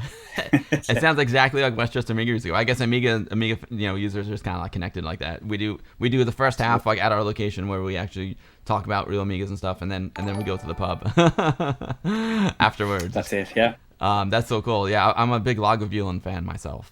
That's my main poison. I love Lagavulin. So right. SW3PO, he's a really cool guy. He made these stickers right here. He made compact flash stickers that fit on top of a compact flash card that say it has like the official like Amiga Workbench sticker, like when you had it on the floppy disk. Yeah. So it's really cool. Good stuff. Yeah. So yeah, what's up, Scottish Amiga users? Great to have you all here. My question is like, when you so you're designing this board, it goes way beyond my level of comprehension, but like, how do you even get the board made for yourself? It basically started off. I'll show you the prototype, just give you an idea of what was involved. There's a prototype here. So that's it. Oh wow! So it's a breadboard essentially. Yeah. So it started off as breadboard. You can see the actual the processor in there in the middle, and then everything else is just absolutely cobbled together stuff. So that's what it started out looking like. It grew to basically occupy that entire board. So that was kind of how it was. The initial idea was just to have a small board just to distribute power to the LEDs, but it grew into that. But yeah, it's kind of these things in my they sort of like the basic stuff kind of is there in my head, and you kind of like, I'm going to connect that to that and that to that, but then you have to kind of draw it out. So I personally use KiCad, which is software for designing circuits and designing PCBs. It's not great software for use. It's fine, I'm used to it and stuff like that. But Eagle is probably a nicer bit of software to use. But that's kind of, they all have their thing, and it's quite a niche kind of bit of software. So you probably know yourself, once you get away from very mainstream software, things get a bit clunky and interfaces get a bit difficult, and it takes a bit of a steep learning curve, So even someone who's never done anything with video and they open OBS, it's kind of, whoa, what do we do here? Right. So it's that kind of idea. So it takes a bit to get used to, but once you have the software down, it's just kind of a, you draw it up, test it, see if it works, and draw it up again, test it, see if that works, and then you just keep on modding it and refining it until you've got something that you're happy with. So that's the 1.1 board there that we see there, and the 1.0 board. That's my first one. It actually had a lot of small mistakes on it, so I had to get another one made. But basically, how these are done is you get the back on. You get the board from you get the board layout, the files from the software, and you send them off to a factory in China, and anywhere else, but it's just China for cost reasons. Sure. It costs you 5 times more to get it done in the UK or in Europe. So they do kind of a promotional thing to kind of get business, and they actually sell like prototype boards at a loss. So you can get a set of boards for 5-10 quid, and wow, and so that's it. So you draw up the board, send it off, and a few weeks later it arrives in the post, and then you solder all the parts to it, and then you see whether it works or not. And that's the process, and you repeat that until you're happy. Oh, that's amazing. Yo, what's up, Maya82 checking in from Club Amiga Bill VIP Lounge. Maya, check it out. Check out the awesome lights in Rob, my brother from another, my brother from Scotland, my twin Scottish brother. He's pimping out his Amiga 1200, and those LED lights can sync to the music they can sync to the audio on your Amiga. It's really, really cool. So it'd be perfect for Club Amigaville. This is amazing, Rob. I love it. So that's great. So you can do different drafts, and you can debug the board, get it to work, and then once you're all set, then you can send it out for full on production. That's so cool. Yeah, and I was saying, so I know some folks in Scottish Amiga User Group want them, but sign me up. I want one too. What Westchester Amiga User Group will represent for sure. Sounds good. And I have had a few people asking after the Amiga Ireland thing as well, and showing it off. Did get a few mails afterwards. So kind of, I'll have to get cracking on that because it's like I say, it's a bit fiddly to assemble, and it's expensive to get small batches made. So. Kind of I have to figure out what's going to happen with it, but one way or another it'll be around, either in small batches that I do, or get a manufacturing batch done. We'll see. SR Baker, who is really an incredible supporter of mine, he's extremely generous person and well connected in the electronics field. He said that he would sponsor one of these boards, and he's got a Swedish company so he can handle European EU distribution. So if you want, I can put you in touch with him. He's in my Discord as well. He's awesome. So I'm sure sounds interesting, because one of the particular concerns was, of course, because of the fun around Brexit and that everything coming from the UK is going to be more expensive for anyone in the EU. So that's definitely interesting. I'd appreciate getting in touch there. Yeah, it's my pleasure. I'll definitely put you in touch with them. He's a great dude. I know they look so cool, right, Maya? They're awesome. And unlike my case, which you'll see in a little while, my lights are just dummy lights. They just light up with power. But Rob's he wrote software that controls his lights. That's just amazing. I'll definitely hook you up. And I see Terrible Fire in chat. Terrible Fire makes amazing products, and some people are kind of they're seeing that Terrible Fire 060 there. Is that what that is? Is that your 060 board in there? That's a special, I think, a Scottish user group only edition. It's still under test, but let's call it a prototype. But I kind of like it because it has the 060 has its own internal temperature sensor. No one really used it. It wasn't accessible through software, and it wasn't. It hasn't really been used by any accelerators or anything like that. But Terrible Fire has added a couple of pads, and I'd like to think it was my suggestion. I'm not sure if it was, but so what I've been able to do is I've added the connector there, and this wire goes straight to the Solas board, and now the Solas can read the internal core temperature of the 060. It's not particularly reliable and needs a bit of tuning, because every 060 version has a different sensor in it, so you can't just set it up for one. But it's it's nice that it seems to be working, and so we can see here we've got a core temperature of 45.5 degrees in there, so and a surface temperature of 39, so it's not looking unhealthy. That's all right. It's so cool. It's so cool how you have the temperature gauge in there. I never even thought of putting a temperature gauge right on top of the chip like that. So and for folks who are watching who are just getting familiar with Amiga, the Amiga 1200 that you're looking at here, it came the CPU inside of the Amiga 1200 is a 68020. And then you can upgrade the speed of your Amiga 1200 by putting a new CPU in it, and they attach with the expansion port.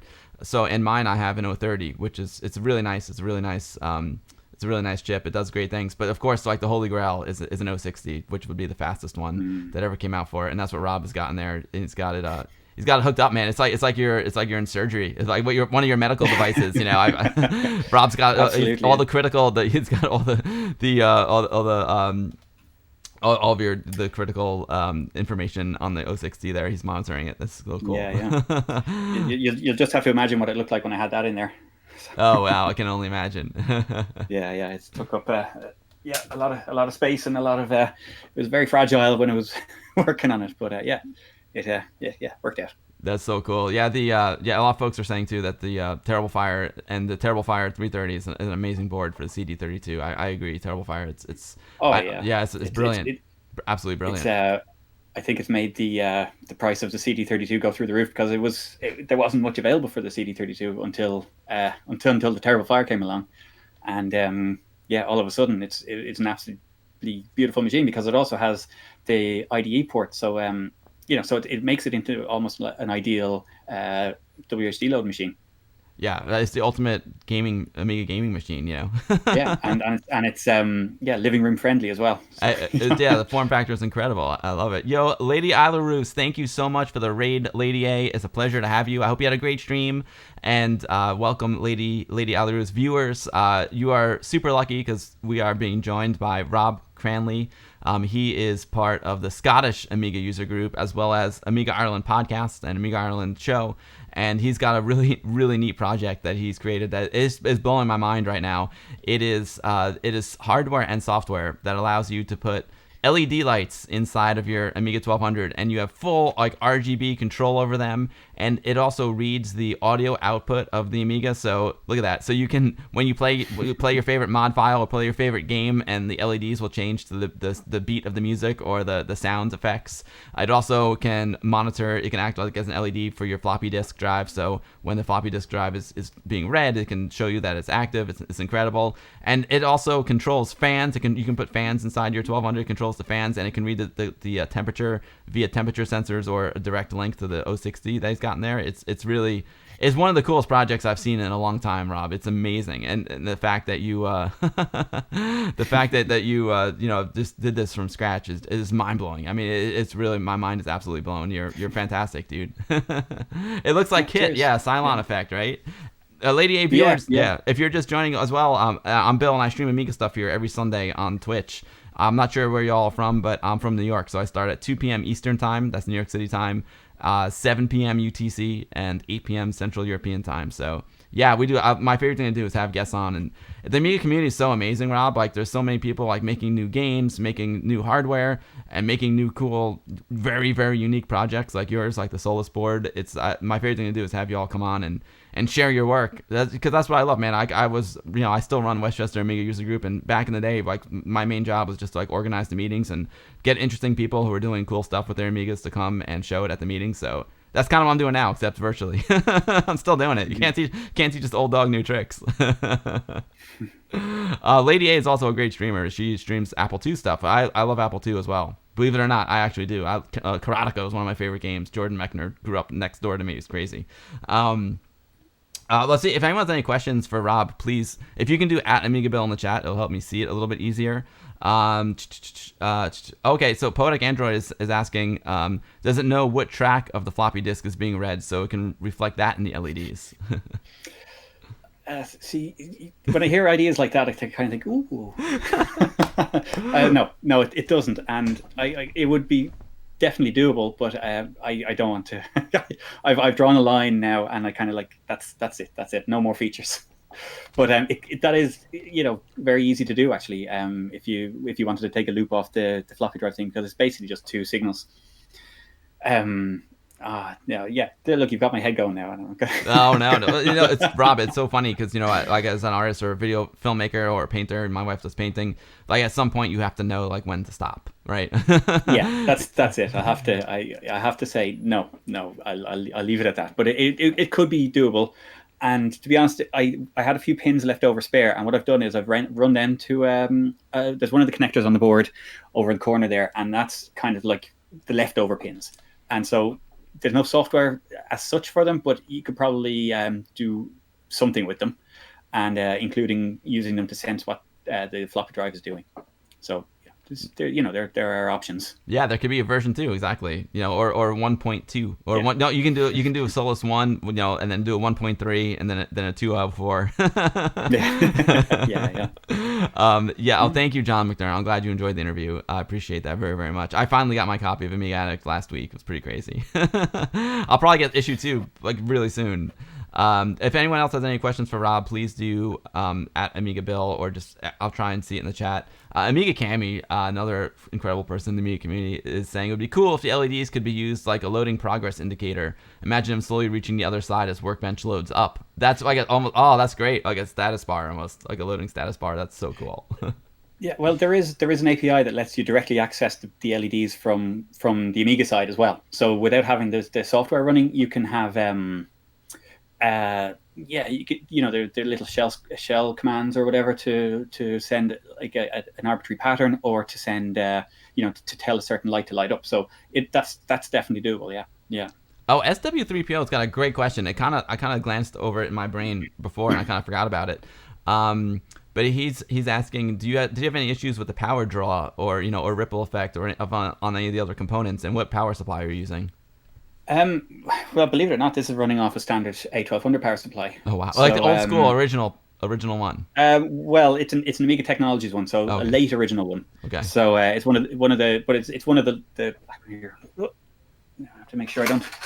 Oh no, the cable's not long enough. So No, no it's one of the worries. little. It's one of the normal light ones, but it's just a bit later one of them. But it's not in any way souped up or anything like that. So and I did want to get it running with that. But to be honest, you can draw a lot of power with these, and you do need to know that the power supply can take it. Mm. Now, I have added a sort of the software will give a rough estimate of the current that's needed. So you Mm. can see with this effect, it needs about 73, 74 milliamps, which is actually not a lot. And because a lot of the strip is actually switched off, so there's no background light, but we can see the effect that has on as we bump it up. You can see that it is adding an extra little bit of power Mm. requirement. Oh, that's brilliant. Yeah, I can't believe all the diagnostics you have with this board as well. It's incredible. There That you go. that But yeah, so it is a rough estimate of the current draw, but there's no sort of there's no it will take as much as it needs, and if that's too much for your power supply, then you're going to have problems. So yeah, it's not it's not ideal if mm, you're running on a basic power supply that has problems. And but the thing is that and even the most basic Amiga power supplies have a decent bit of power to spare. The problem is that at this stage they're getting a bit old, and they're not as stable as they used to be. And so what happens is the capacitors are going old in them, and they mm. start to get a bit noisy when you put more load on them, and that's why you get crashes and things like that when you put too much stuff on. But originally they probably were able to supply that power fine, and this power supply is probably in pretty good shape. So so it's fine. But Rob, yeah, 1 second.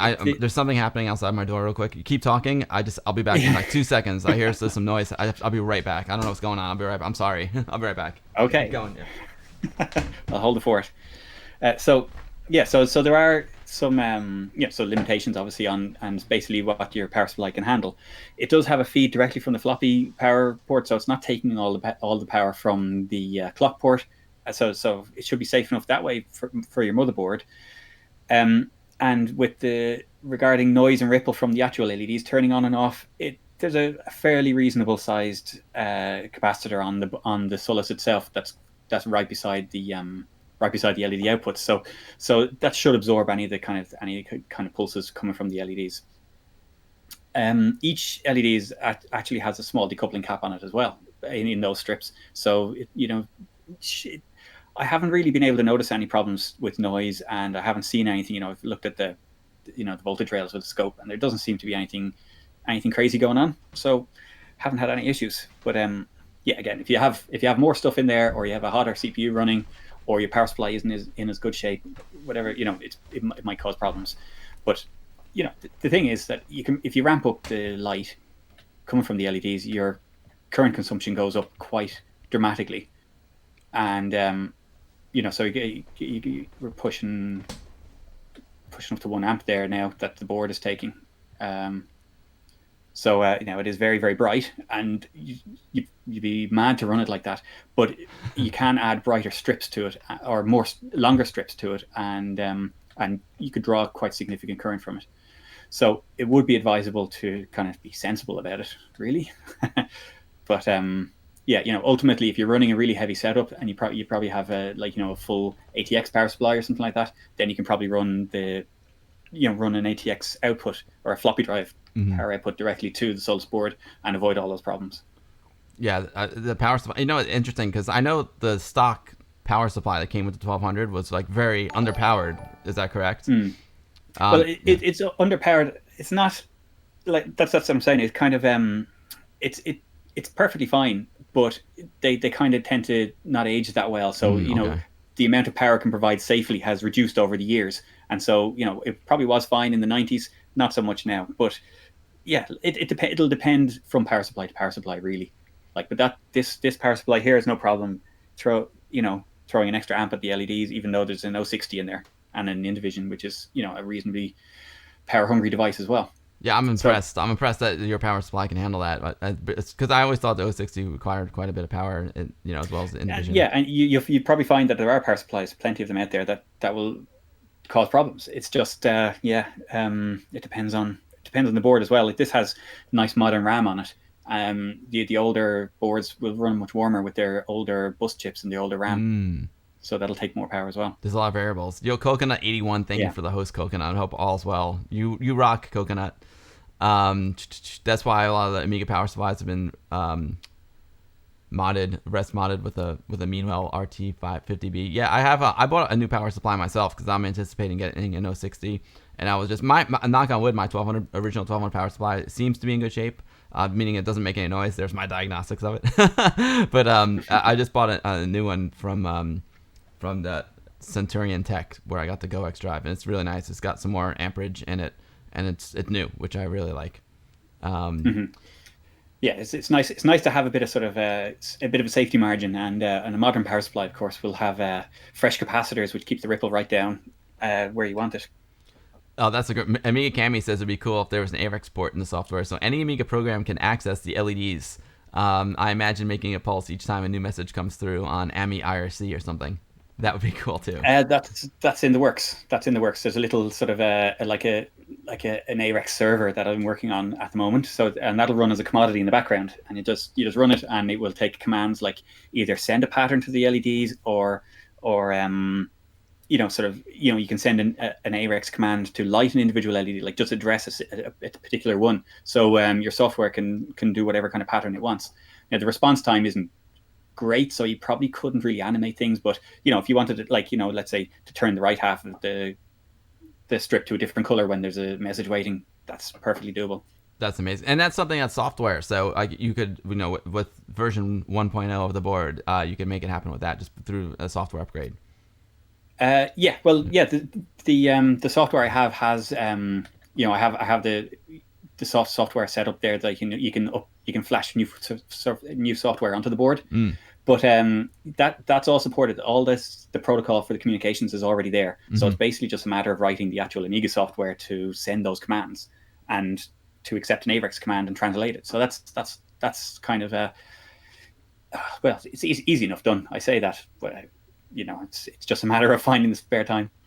Yeah, but it's in the works. It's not nowhere near ready to be shown off yet. I understand. That's so cool. It's cool that there's a lot of future. There's so much potential and probably things that you never thought of before with this board as well. And Terrible Fire, Terrible Fire.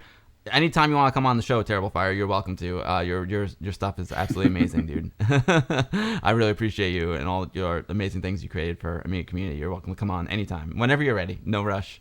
The GoX does rock. I agree. The Unique Freak. Yeah, it's a good one. Oram saying, is Ravi Abbott going to use the Solas in his DJing Amigas? That would be really cool. Like with this, so does the 600? I don't know the 600 that well. Could this work in a 600? There are a couple of different clock port solutions for the 600. Yeah, like there's one of the common chip RAM expansions, the A604N has 2 clock ports on it actually, as far as I remember, and so you could use it from that. Now the board is designed as well so that the way it is here is it's set up so it takes over the clock port and gives you a sort of a clock port splitter as well.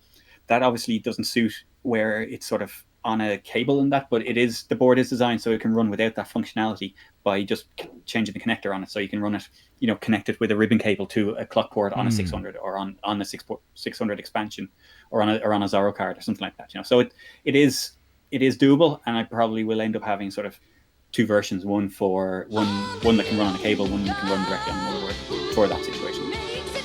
Wow. John McDermott, thank you so much for the $4.50 via Patreon. I appreciate that. Thank you very, very much, John. I think John is one of the fellow members of the Scottish Amiga user group, right? He is indeed, yeah. Oh, brilliant. I want to come visit you guys. You guys are anytime you guys come to New York, man, you're welcome to visit WOG. I'll throw a special meeting for you. There's going to be so many in-person meetups once all the shenanigans die down. Yeah. Amiga Cammy's got clock. She's got awesome. She's got 4 clock ports, and Oh She yeah. could make it do a countdown and go red when I fire up my USB rocket launcher. Amiga Cameo, that's hilarious. Oh Yeah. man, and Z-Man 1508, greetings from Sydney Amiga user group. Oh man, I love Australia so much. Like Australia is the coolest place I've ever been. I don't want to say that because there's so many amazing places I've been, but Australia, freaking love it. I love it. SW3 Pro, I was able to link it. To the Nightbot. So that was cool. Streamlabs, I think I did with Streamlabs. Anyone else have any questions for Rob? Oh, so Rob, you talked about what's up, Alex? Alex Menchie, hello, how's it going? Rob, you mentioned commodities. I know what one is, but for folks who may not know what a commodity is, do you want to explain that to them? Yeah. So it's one of these really nice Amiga things. It's basically a commodity. Is sort of a small helper program that sits in the background most of the time, like like the screensaver is a commodity. The click the front of the commodity, which lets you do this kind of thing. So basically, the idea is that the programs that sit in the background and are helper programs that help another function, and so that's what they are ultimately. I can show you. So, and the idea is that they either don't have a window at all, or they show up with like a little hotkey. And so you can see here that 2639. This is my temperature window here. You can see in the title there, we've got Control Alt T. And so if I press the key, use the key combination Control Alt T, that'll pop up, and the rest of the time it'll sit in the background. But Amiga Workbench comes with a sort of a central commodity server, which is Exchange, and that's it there. So you can see that all the different commodities that are running. So Deli Tracker is actually a commodity. Oh wow, amazing enough. Yeah, there you go. So you can do that, and you can. Oh no, that's Exchange, of course. But yeah, Deli Tracker, you can do things like hide the window, show the window. Basically, it's simple functions for controlling other programs, like Magic Menu and Exchange. Rec Attack is like a fancy requesters, and Solas Temps is mine. So you can just you can pop it up there to the front. So it just gives you a little. It's like the closest thing is probably the little tray down the bottom right if you're using Windows. But it's not exactly like that, but it does have that kind of feel to it, I suppose. Almost but like little in Amiga terms. Yeah, go ahead, sorry. In Amiga terms, basically the commodity system is sort of in the input-output stream. So you've got it sort of hooks directly into the keyboard, into the mouse and stuff like that. And it lets it do some pretty clever things. That's so cool. Almost like little mini apps running in the background in a way. Exactly, yeah. And they're the things you throw in the WB startup drawer, and they load when you start up, and you never see them normally, except when you want to call one up like that. Yeah. Amy Mortal wants to know when he's gonna get his Amiga back. Never. Yeah. As soon as we're allowed to actually travel across the country, or that, because I'm not sure I want to be shipping it across Scotland at the moment. Understood. Yo. But we're kind of locked down here at the moment. Understood. Yo, Purple Hazemaker, welcome to the stream. Thank you for shouting out Hazemaker64. Hazemaker has got, he's a 64 streamer here on Twitch. Awesome dude. And I think he's got a translucent 64 case. So, Hayes, what we're looking at here, this is Rob Cranley, and he's making this really cool board called the Solas board. It's a hardware board as well as software, and it lets you control the LED lights inside of an Amiga, like you see there. And not only can you control them like full RGB control, but you can sync it to the audio output of the Amiga, which is super cool. Mm-hmm. And you can he also has temperature gauges hooked up and fans. You can control the fans, and he's got the temperature control on his Indivision ScanDouble board. He's got on his 060 CPU. This is an amazing project. I mean, there's so much potential for it. And someone else is asking where in Scotland. McGeezer is asking where in Scotland is your user group. Well, it's basically Glasgow, and for no other reason than I was in Glasgow and I set it up. So. So that's it, and it kind of basically sort of in response to the Amiga Ireland suddenly appearing as soon as I left the country, I kind of said, well, maybe there are more Amiga users around than I thought, and so I said, okay, well I'll see what's going on, and there were a few people on the forums and Facebook feeds and stuff like that kind of like, yeah, that sounds like you're from Scotland, and so I set up a meeting and in a church hall down the road from me. And yeah, a few people turned up, and then we had another one a few months later, and then more people turned up, and so it kind of. It's grown. We get like 15 to 25 people at a meetup, and it's good fun. They're a good bunch of guys. That's great. But so it's very casual. I appreciate that. So you're kind of the founder of the Scottish Amiga user group. That's pretty rad. Yeah. User groups are the best, man. Because I always say like Amiga is great, but like all the Amiga community is even greater. Like I love the machine. It's so cool, but it's just the thing that makes me keep coming back to Amiga is just hanging out with so many cool people. So I appreciate the user groups very much. They've been a big part of my life since 1987. I went to my first Amiga user group meeting in 87, and then I started in 88, and I was too young to even drive to the meetings, so my dad would drive me to the meetings because I didn't have my driver's license yet. But it was just crazy because like the guys who were running it were like, we can't do this anymore, so all right, the user group's over. Take care. Good luck, everyone. And I was like, wait a minute, I don't want to see this die. Like, I love coming to this thing every month. So I took it over. Amiga Cami, you're amazing. Amiga Cami gets up before 6 a.m. for Amigaville streams every Monday. Amiga Cami, you're amazing. Yeah, she's in Australia. She's in the future. I like when Amiga Cami checks in. She knows because I know Amiga's still around in the future. The Scottish Amiga user group needs to raise this game to match Amiga Ireland. The thing is, all that matters is that you're having fun. You know what I mean? And Amiga Ireland's probably started earlier, so that's as long as you're having fun, that's all that matters. This is Z-Man1508. This is your first time watching. Was linked by a friend from Sweden. Oh, cool, Z-Man. Well, welcome to the stream. I hope you're enjoying it. My favorite thing to do is to interview people in the community. Like I said, Amiga community is the best part of the whole thing, in my opinion. And so many cool projects, so many cool hardware projects, so many cool games, software projects, and yours, Rob, is so unique. it's so unique and so cool. I love it. Thanks. Let's see. Yo, Gabora, you almost forgot the stream. Thank you so much for the subscription, Gabora. Thank you. I really appreciate it very much. I haven't tried out TinyUS yet. I see you asking. I'm gonna try and play it in a little while. Any Canadian Amiga user groups that are still active? Milo, Milo, I don't think in your part. I don't know. Maybe in your part. I don't know. But I know here in Toronto they have T-Pug, and that's just all Commodore. T-Pug, and they're a legendary group, man. A legendary group.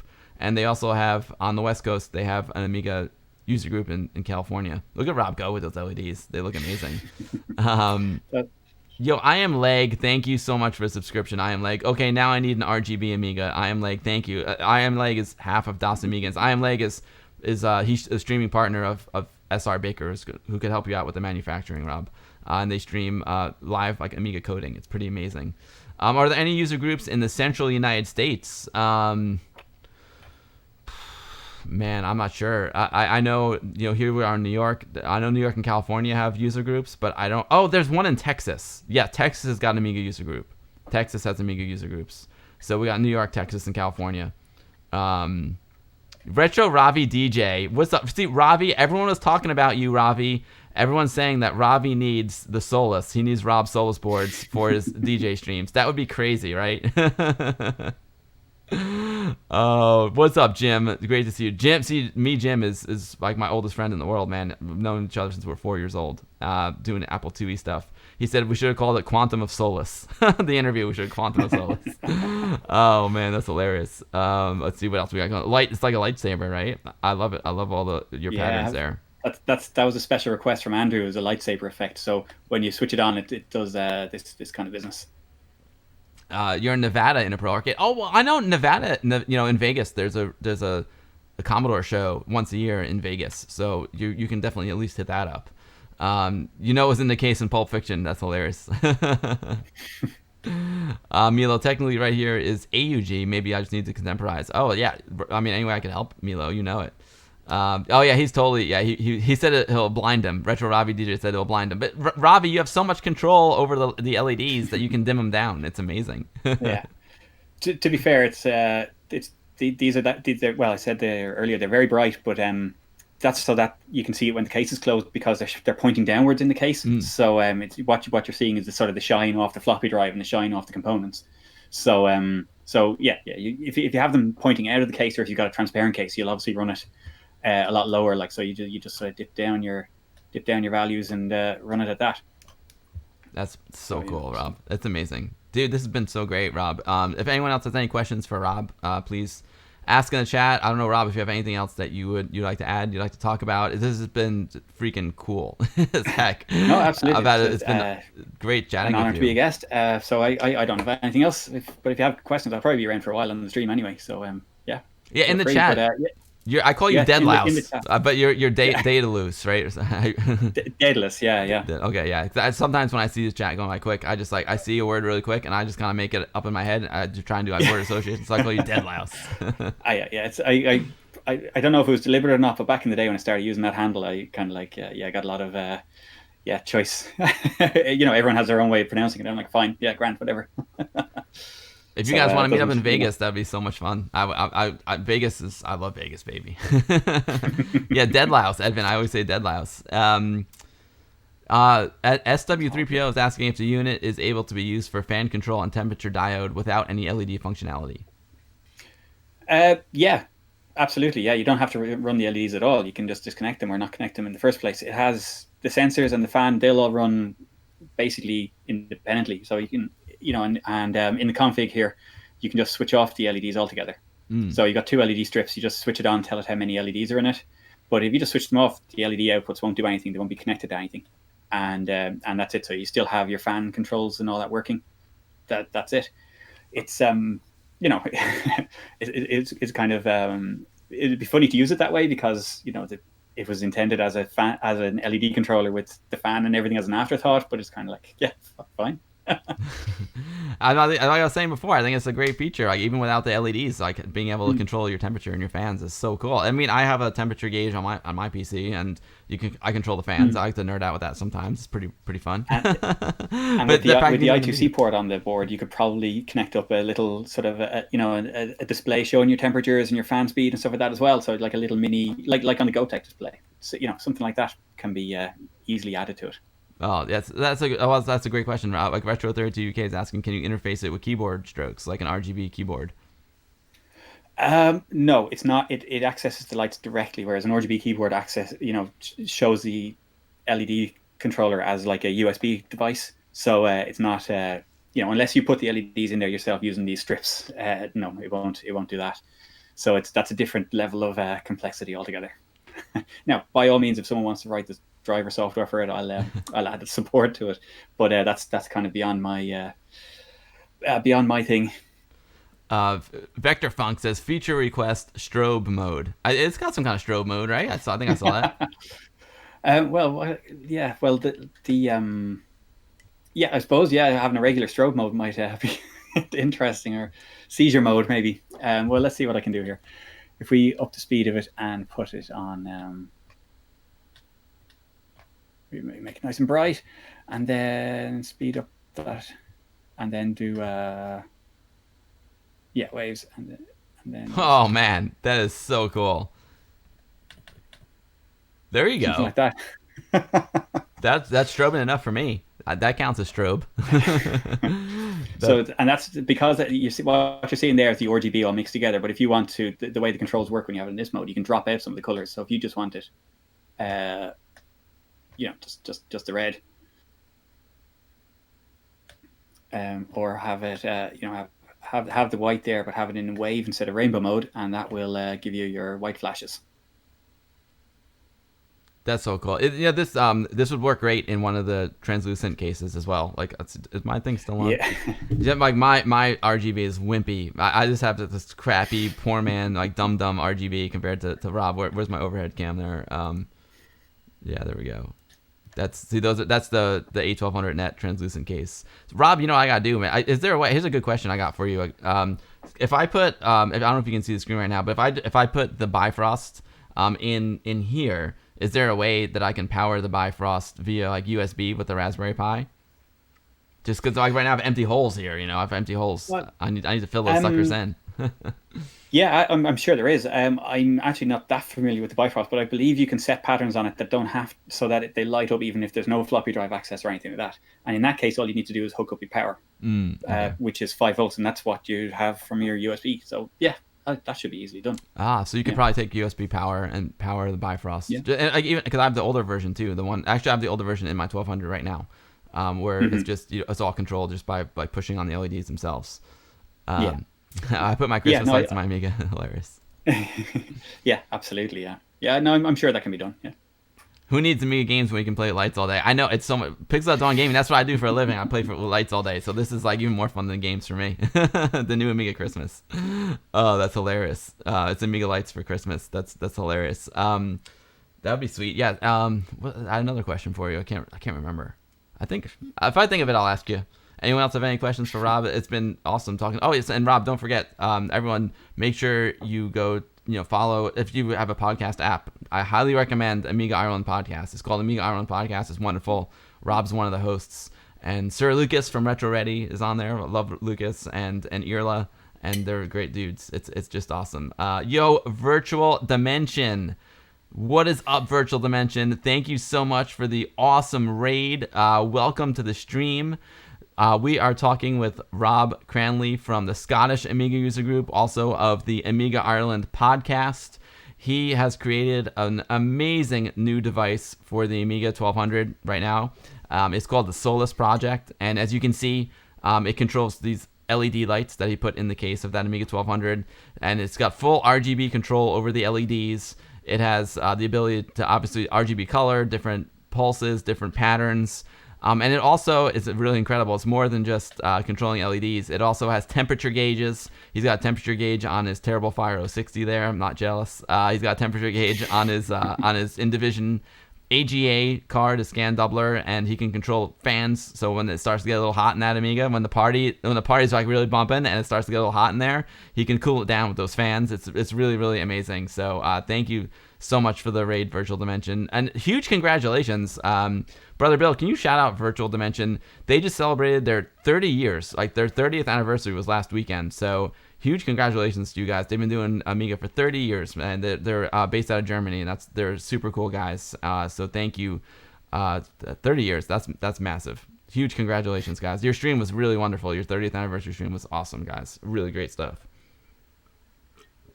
Man, it's so cool. So unfortunately, we're just wrapping up at Rob. So you guys, yeah, we went through it. We went through it in a lot of detail. And so Rob, Amiga Island podcast, and someone dropped a link into the chat where they can also see the Solas in action. If you have any links you want to drop into the chat, Rob, go for it. I don't. Well, none prepared anyway. But yeah, there's a couple of YouTube videos on. I have my website there, robthenerd.com, and there's a little bit about the Solas on that, and yeah, a couple of the YouTube videos showing it off there, and the Amiga Ireland presentations up there as well, and yeah, it just yeah, I think that's about it because I don't really have very much else. No streaming channels of my own or anything like that, So there you go. But yeah, the AmigaUsers.ie is the other one and you can get the podcast there, and yeah, and you can see about the yearly meetings that we have, and yeah, I don't think there's a Scottish Amiga website, but the Scottish Amiga guys, there's a Facebook group, the Scottish Amiga User Group. So if you're not in Scotland, if you're drop in. But yeah, that they're my usual hangouts. Brilliant, Rob. This has been so much fun. I love the project. It's so cool. It's so unique and so cool. I obviously love the games. I love all the hardware stuff, accelerators, all that stuff is amazing. It's so much fun. But this is so unique. Pimping your Amiga like the heart with visually is really important to me. It's one of the things I love to do with my Amiga. Well done, Rob. Top drawer. Agreed. Oh yeah. Sigurborn says all the lights need to blink red when you guru. Good point, Sigur. Good point. Absolutely. Cheers, Rob. All right. Well, thanks so much for coming on, and thanks for no popping into my streams. streams. Yeah, thanks for popping into my streams. It's awesome to have you here, and I'm looking forward to the next Amiga Ireland podcast. I think the last one you guys did was right before the event, if I'm not mistaken. Yeah, it was. Yeah, so we've got I think we're taking the January off because we had the actual meeting then. Sure. So I think with the next one will probably be probably in the next few weeks. Awesome. Pimping out the Amiga, you know it. Awesome stuff, Rob. It's been a pleasure. I don't want to stop. You need a suspension pack to get some Amiga 1200 rocking on the desk. Yeah, Sakatumi, I'm not going to lie either. Sakatumi's mostly impressed that someone found a use for the RF port. That's genius. That's absolute genius. There you go, yeah. Oram says, thanks, Rob. Great presentation. It really was a great presentation, Rob. I appreciate it very much. It's so cool. Thanks very much. You're welcome to come back anytime. If you do some new stuff, man, just let me know. You're always doing cool things. Come on anytime. It's a pleasure having you. Cheers. Thanks very much. Cheers. All right. Take care, Rob. Peace. Amiga forever. Bye. Yeah. Freaking Rob Cranley. How awesome is that? Dude, a Solas project. I love it. Rob's the man. I love it. I didn't know I had a twin in Scotland. Like, who knew? Now I know. Oh man, what time is it? I got VHS cam is thrown off by my orange T-shirt. Let's go to VHS cam. It's 3:52 p.m. See, I'm blue. I'm like a Smurf there. 3:52 p.m. So see, I've got an hour and a half left. So yeah, we got plenty of stuff to do. Yeah, I've got an Irish twin in Scotland, exactly. Amiga Scott. Locust, it was an amazing interview, right? Because he's so cool. I mean, I can show you what I built. It's nothing. This is like mine is like, Amiga LEDs for dummies. Rob's like Amiga LEDs for smart people. Let me fire up some music here. On my I'll show you this little build, and we'll do Amiga news. There's so much going on in the Amiga news. I know McGeezer's here. We'll play his latest build of Super Sprint. I also want to check out TinyUs, like the new Gradius, which I don't think actually works on this Raspberry Pi. But we may have to bust out the real Amiga for that. Or I think it works in FSUAE, but I haven't really had time to check it out. Let's add some music. Let's add some. I was playing some Hoffman before. Let's play some Hoffman. Boom. Let's do some art hard. Boom. So check it out, folks. I can show you my little project. Yo, Z-Man1508, thank you so much for following, Z-Man. I appreciate that. If you're new to my streams and you're just following for the first time or checking me out for the first time, I stream Amiga stuff here every Sunday, 2 p.m. Eastern, 7 p.m. UTC, 8 p.m. Central European Time, 11 a.m. West Coast, California, freaking Seattle, west coast of British Columbia style. Snow Dog, what is up, my man? Great to see you. Gramps4242, thank you for the follow. And I'm Bill. I'm Amiga Bill, and I stream Amiga stuff. I play new games. I play classic games. I do art streams as well. And my favorite thing to do is interview people in the community like Rob. Yo, Coconut81, thank you so much for the 2 gifted subscriptions. Thank you so much. Coconut, you rock, Coconut. Coconut is an amazing streamer here on Twitch as well, too. And she's an Atari ST expert.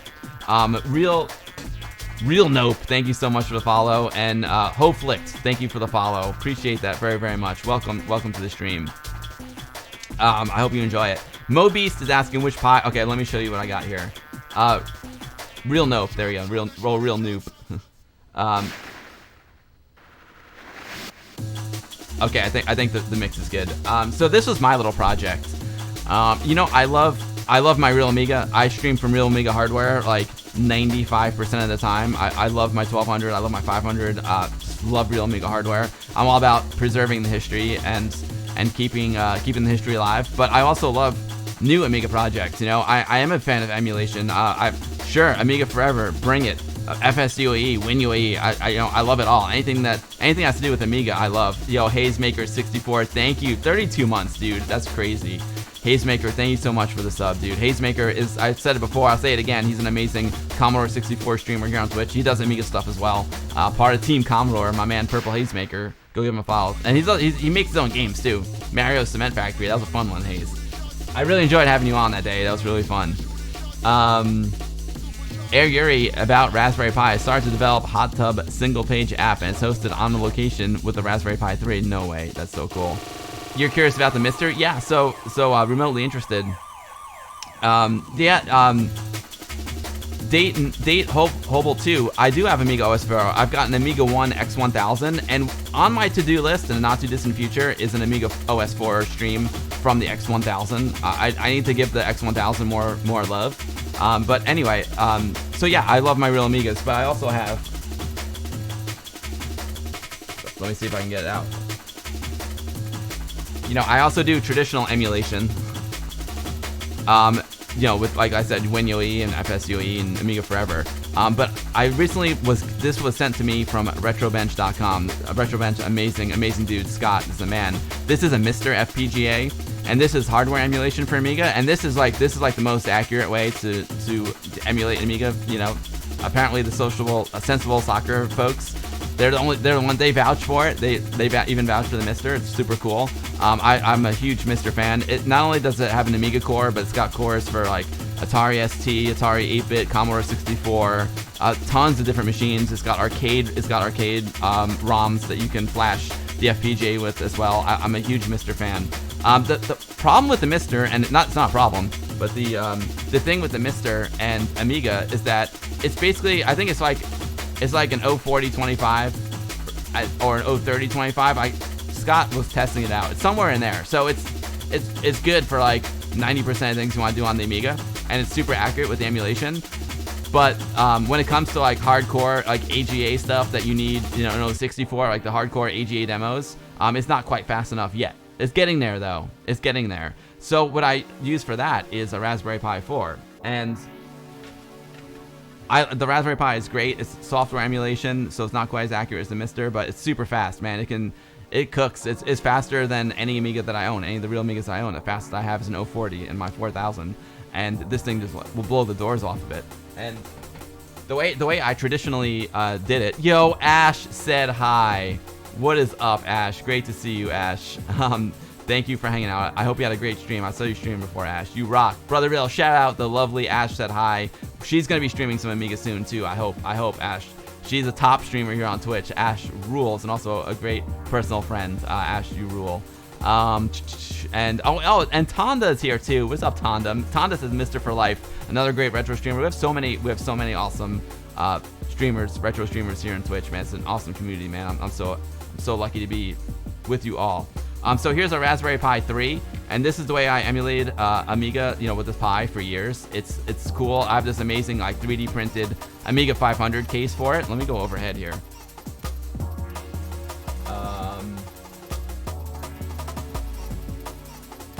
Yeah, so this is my Pi 3. This is a great way to emulate Amiga. I love it. But like the way I used to do it is I'd plug in the keyboard separately, I would plug in the joystick separately, and there's a lot of wires coming out of it.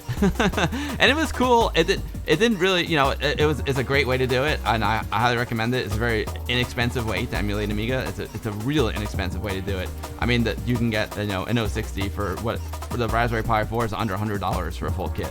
So it's quite amazing. But I wanted to do something a little more, man. I had this project in mind. So here's my new project under this one. Let's check it out. So what you're seeing here inside is a Raspberry Pi 4. I'll open up the case and show you. And this is an A1200 translucent case. It's a real Amiga 1200 case, but it's from A1200 so it's got some of the new upgrades on it. How do I type in on the little keyboard? Hilarious. But the key thing here is I just recently got this new keyboard. This keyboard it's a new mechanical keyboard with Cherry MX keys. It's made by Kipper 2K and Amiga on the Lake. It's something that has been a long time waiting. They've had, it's taken them a little while longer to produce it than originally thought. They're awesome guys, and Amiga on the Lake has been so communicative and so awesome with me. And I'm gonna do a whole video just on this keyboard because I love this keyboard. It can drop into an Amiga 500 or it can drop into an Amiga 1200, a real one. Or you can operate it via USB mode, which I'm doing here. So check it out. This is a USB output on the keyboard, right? So I got a USB out. That's the USB out of the Kipper 2K keyboard. And then I got the USB out going into the Raspberry Pi 4 here that I mounted into the case. And then I had this connector here is just these silly LEDs that I bought from Amazon. Nothing as cool as Rob's LEDs. I have to control them with this little remote control. And they don't sync to the music or anything cool like Rob's thing does. But hey, I figured the LEDs would be cool for a translucent case. Ash, the keyboard is amazing, right? With a hacksaw will fit an Amiga 600. That's hilarious. So it's a Raspberry Pi 4 USB keyboard. That's the same exact keyboard as an Amiga 1200 keyboard. And then I have this USB cable here. The red USB cable is heading out to a 4-port USB hub, and in that USB hub I put my mouse and I put my joystick, as well as a thumb drive that I can transfer files between the Pi and my real PC. This right here is an HDMI out. So I just boom HDMI right to the capture card. and this is the power. And one of the coolest things about this Raspberry Pi Power that I have here is it's got this little button, so I can turn it on and off with the click of a button. It's super cool. Does the keyboard come with a standalone case? It does not. It does not remotely interested. It comes just like you're seeing it. So this is and I gotta say, like, this is, for me personally, like when I'm sitting here at this Amiga, this Amiga, I forget that I'm not using a real Amiga, to be honest with you. I can't, and some, I mean, not all the way, obviously, but some ways I kind of forget. Let's bring it up. Where is it? So here it is, man. This is. I'll put my hat back on now that Rob left. I'll put this. Yo, Kevin, Invent71, thank you, sir. Thank you. Good day to you, Kev. It's great to have you here. Daedalus 2079, it's 2097. That's Rob, who was just on the show, and he's got his Solas project is like 10 times cooler than this hack job that I did. But hey. And DJ Nest, who's in chat as well. DJ Nest has a really cool Raspberry Pi 4 build as well that he did his own 3D printed case, and it's really amazing. But this really feels like a real Amiga to me. It's pretty rad. So Retro32 UK, the way I transfer files over, this is running Amibian 1.5 extended edition, and the way I transfer the files is I just copy them onto a USB stick and then boom, pop them over and copy them on. It's super easy. So here's Hippo Player. We can close it out. I mean, I love Hippo Player. Don't get me wrong. I love Hippo Player. But the real reason why I want to build this machine is so I could finally play 060 demos on something that somewhat resembles a real Amiga. It somewhat resembles a real Amiga. You know, it's not as good as having a real 060, but hey, it's pretty cool. I noticed there are some anomalies that happen. I haven't quite figured it out yet, so it's not like perfect emulation, but it's pretty rad. And the most recent Mini Mig Mister now supports a shared folder, which is great. Oh, very, very cool. So let's say I want to play a demo that I could never play on my real Amiga because I don't have such a strong Amiga. Let's load up something difficult to play. Some Black Lotus maybe. Some Rift. Let's do some Rift. Demo Scene TV, you know it. I should do a Mister and Pi comparison. I should remotely interested. The Mister is definitely more accurate, but the Mister would never be able to play Rift. Let's fire some Rift. One of the best demos of all time.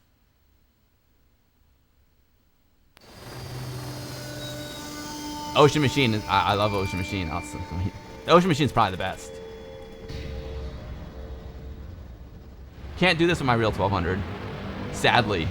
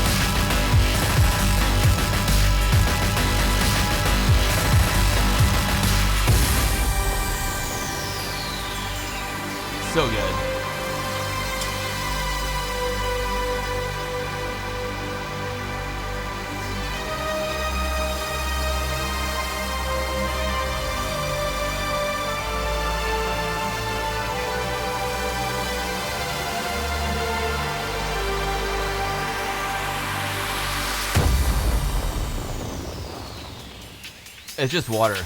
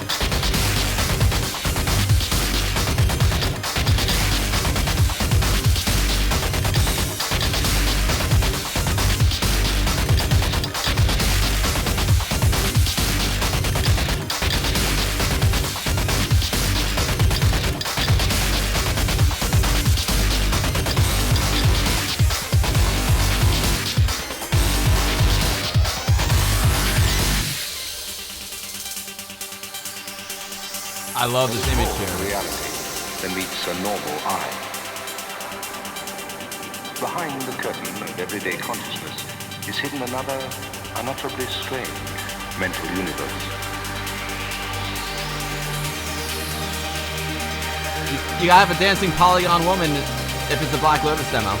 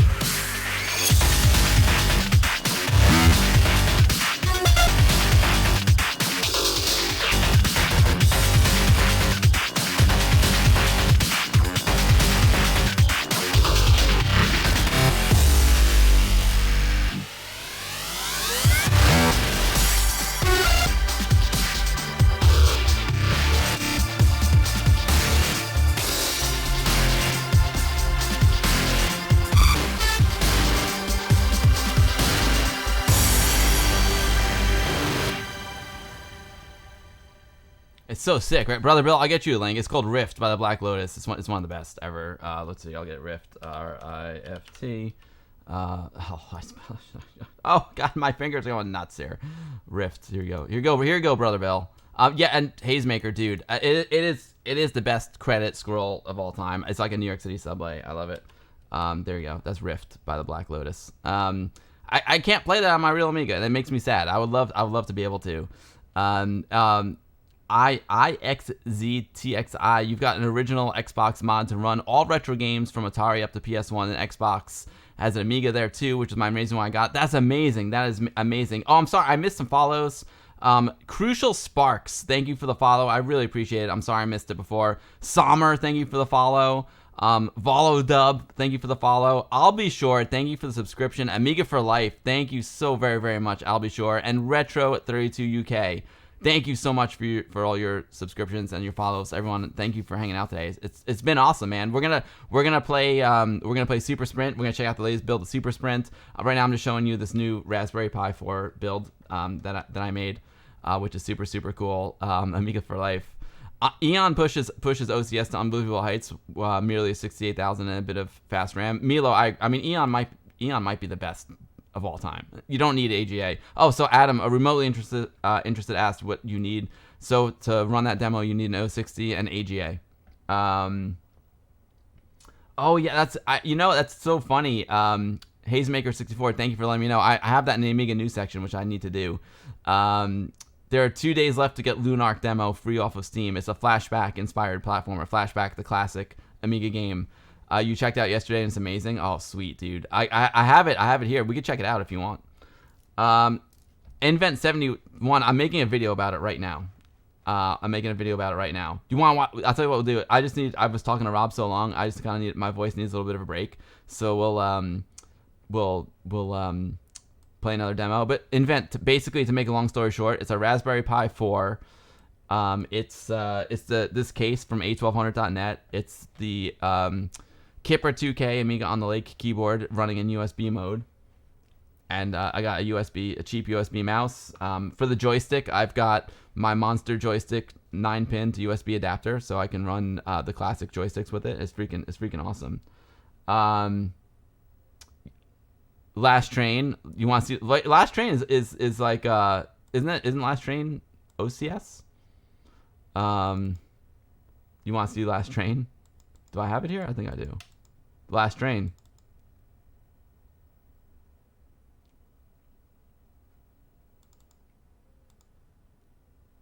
Beware of the train. I love Ghost Town. We'll do one more demo and then, or we can keep playing demos. I don't know. Freaking love Ghost Town. Dude, check out this book. I gotta show you the book too. I'll show you. I got this awesome book. Demo Scene, the Amiga Years. It's like, come on, you kidding me? How cool this is. This book's amazing.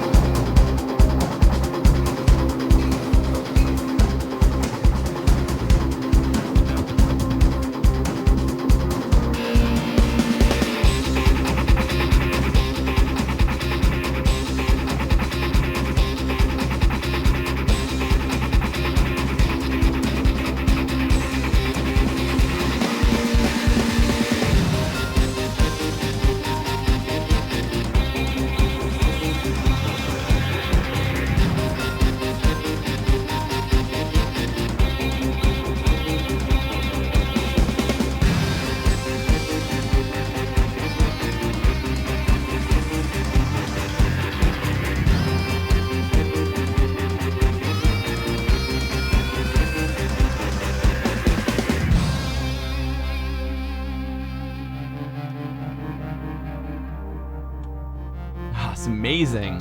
What an image.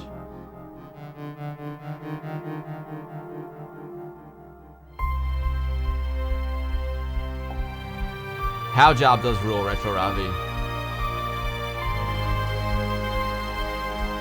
What an image, my God.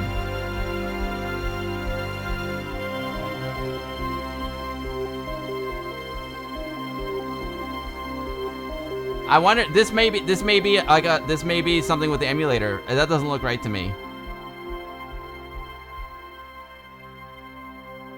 See, that sometimes you have to tweak the emulator settings to get it right. Or my memory could be corrupt because I didn't do a reboot. You can't wait. Demo Scene TV requested, you requested Starstruck? You got it.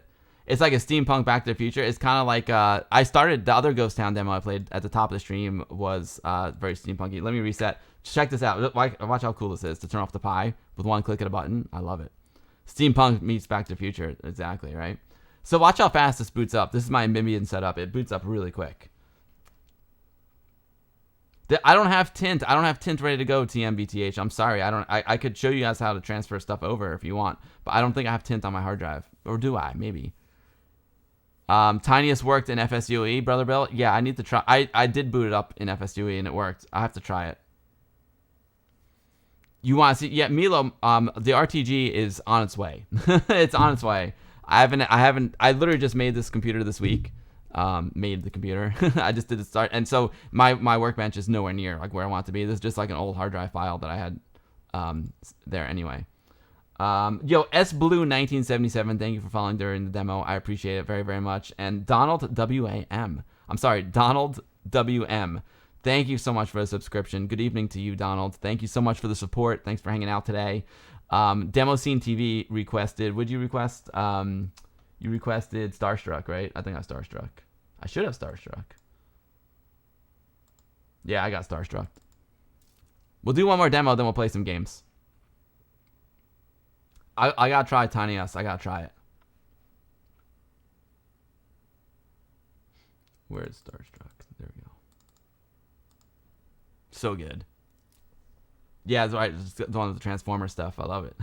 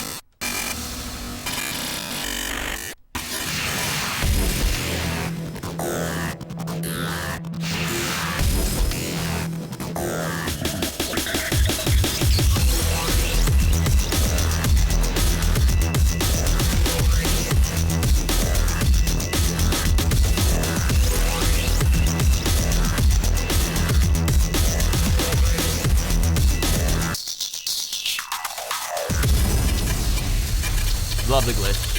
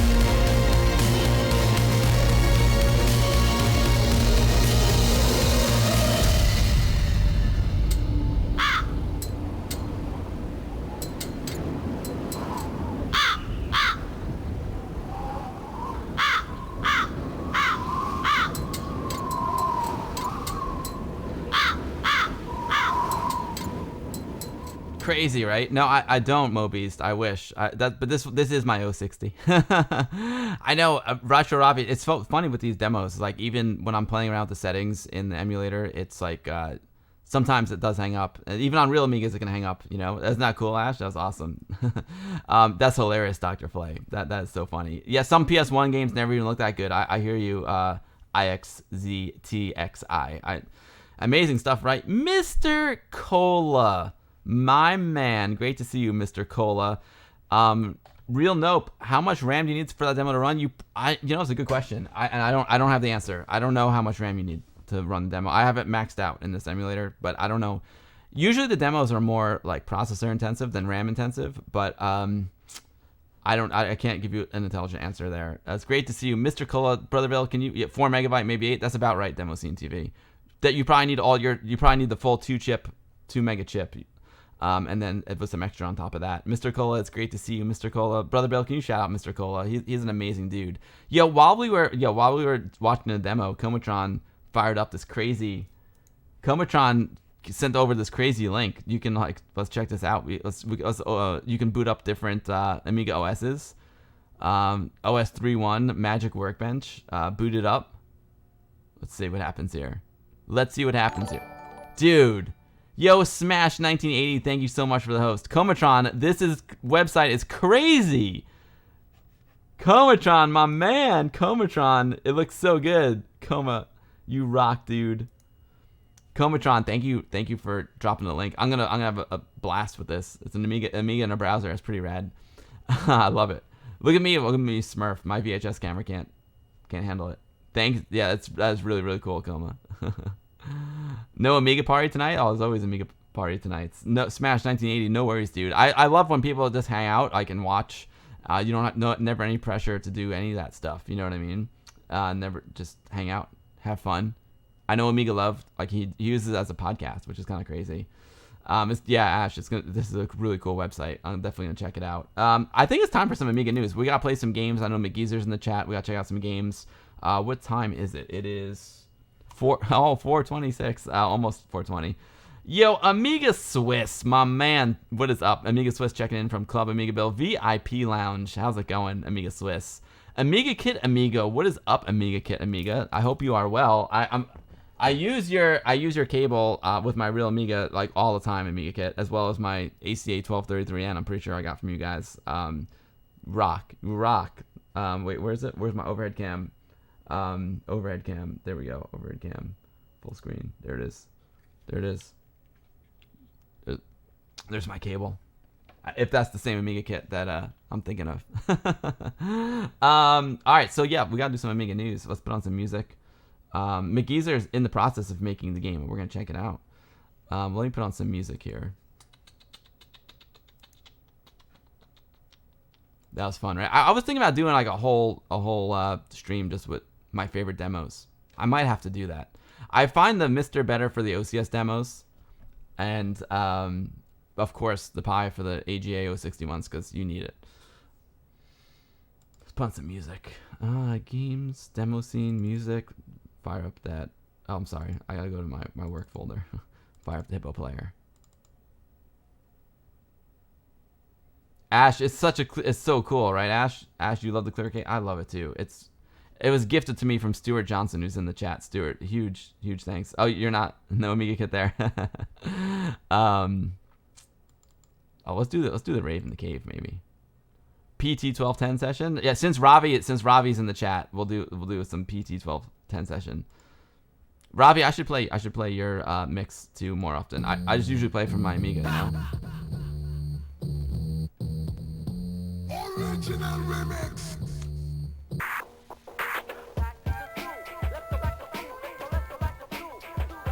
Inipro Arcade, this is my favorite emulated Amiga of all time. It really feels like a real Amiga to me. That's what I want to do. I want to try and recreate the real Amiga experience the best as possible. And this, it feels like a real Amiga to me. I can't see the motherboard.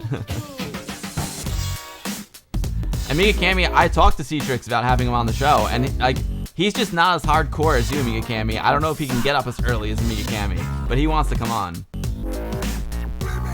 Yeah, Retro Robbie, I would love some mods. Oh man, I would love it.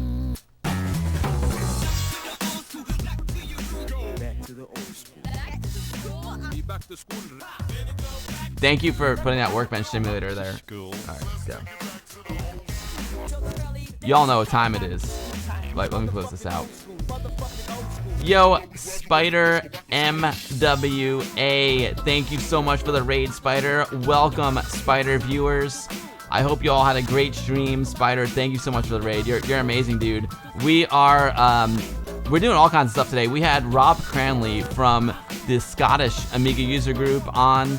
He also is the host, one of the hosts of Amiga Ireland podcast, and he's got this great, incredible new piece of hardware and software called the Solas project that lets you control LED lights with your real Amiga. It also lets you control fan settings as well as read out the temperature. It's really mind-blowing. I highly recommend you go check out the VOD because Rob's amazing, and the Solas is so cool. And right now I'm faking y'all out. Right now, this is not a real Amiga 1200. This is actually a Raspberry Pi 4, but I'm using it as a real Amiga 1200, and I'm about to do some Amiga news. So, Spider, thank you so much for the raid. I hope you had a great stream. Everyone go follow Spider. He's an amazing guy. I was on his podcast too, man. Welcome, Spider and Raiders. And if you're new to my stream, if you're one of Spider's Raiders, you don't know who I am, I'm Bill. I stream Amiga stuff here on Twitch every Sunday, 2 p.m. Eastern Time, that's New York City time, 11 a.m. West Coast time, California time, 7 p.m. UTC, 8 p.m. Central European time. That's how the spread goes down. Danielle Spinotti, what is up, my man? I'm looking forward to seeing your new game. Let's do some Amiga news.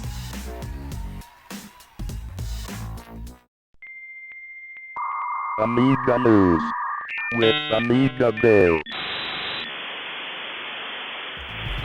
Yeah, here we, oh, what happened? I turned off VHS cam? Hold on. What am I doing wrong? Nope, not that one. There we go. You're gonna have to have Smurf Bill because my VHS camera can't handle the orange. So Hazemaker64 is just talking about this. Let's head over to Indie Retro News. Lunark, an upcoming flashback and Prince of Persia homage, gets a demo.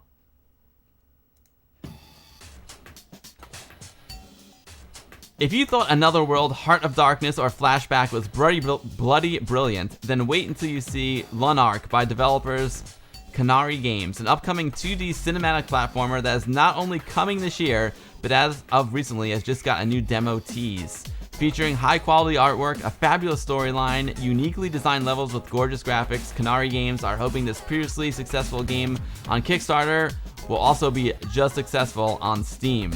Lunark is a 2D cinematic platformer in the vein of 80s and 90s classics, such as Prince of Persia and Flashback, with esteemed alien ruins, a flying penitentiary, a high-tech megapolis, and even a majestic forest. If that wasn't enough to excite your gaming senses, the developers also go on to say the colors are responsive. The progression system is generous, and it'll feel like a short, sweet adventure focused on delivering a thrilling narrative with explosive moments. Lunark. It looks a lot like Flashback. And you see the hand? See this hand up here? That reminds me of when he's picking up the gun in Another World. See this jump right here? That reminds me of some Prince of Persia right there. It looks amazing, right? I have the, if we have time at the end of the stream, I can play it. I do have the demo. But I want to show you guys some Amiga stuff first. But Lunark, you know what? Sorry, my glasses are so dirty. I need to clean them. It was hard for me to read that. I was like, oh my, I started looking up into the light and I was just like, oh my god, my glasses. I was shooting a video about assembling this Pi Amiga that I have here, this Pi Amiga. And I was using my Dremel tool drilling into the plastic to mount that Pi. And I think I got some plastic dust on my glasses. Thank you, Brother Bill, for posting the link. This reminds you of Indiana Jones. Totally. Alright, moving right along. Duck Stroma, a charming platformer by Ultra Norwal, gets a new work in progress Amiga tease. Oh, I was there already. Yeah, Jiro, that's only on Steam. That's a Steam game. The Lunark is a Steam game. It wasn't long ago now that Ultra Norwal released a lovely platformer of Duck Stroma for the Z, X Spectrum, and MSX, a game which can still be downloaded through the main itch.io website. Well, as of today, if you were hoping for more information about the upcoming Amiga version, you'll be pleased to know that the creator has released a new work-in-progress video, which can be viewed below or here. The ZX Spectrum version was originally created using Arcade Game Designer. However, from what we now know so far, the Amiga version will be created using the Scorpion engine from the one and only Earrock. In terms of gameplay, as noted by the description, meet Aura. She's a delivery duck. She's about to have a life-changing day on the job. A client has requested 8 discs to be delivered to them, but this won't be an easy task. Using Aura's skills, navigate the hostile environment by bouncing on weak foes, even lay an egg to reach higher spots. Let's take a quick peek.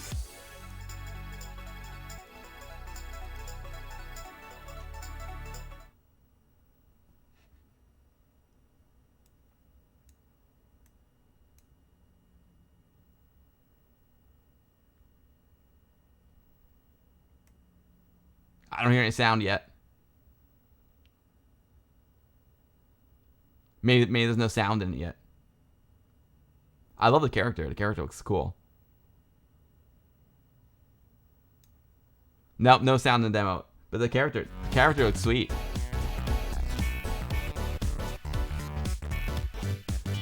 I like the clouds, the grass.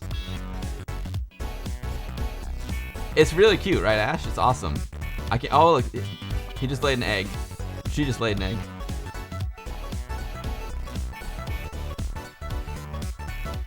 Ha! This one looks fun. Mo Beast. Wasn't Zed. When I think of Zed, I think of Pulp Fiction. Zed's dead, baby. Zed's dead. Every bunnies love this. Yeah, it's a good one. It's a good one.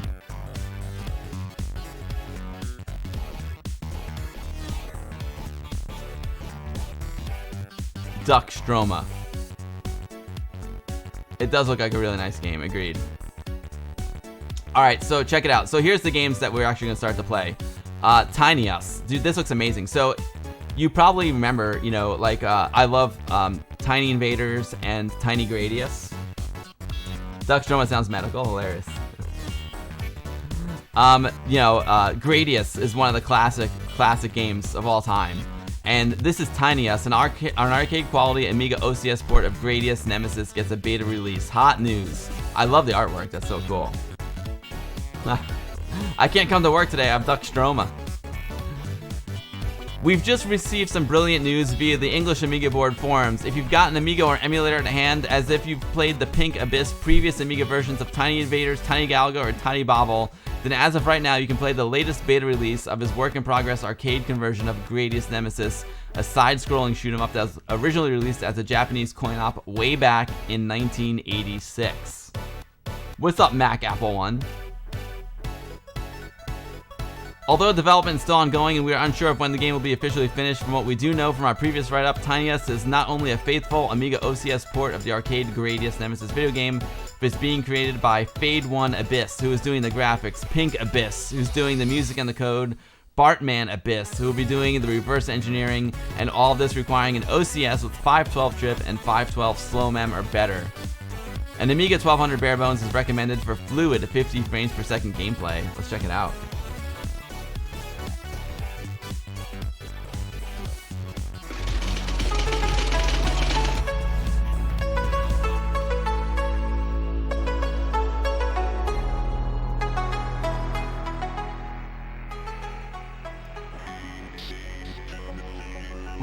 We'll play it. We'll play it.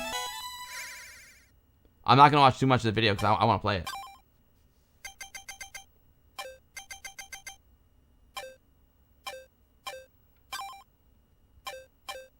Mac Apple One. There's actually I got a video of an Apple One computer on my YouTube channel.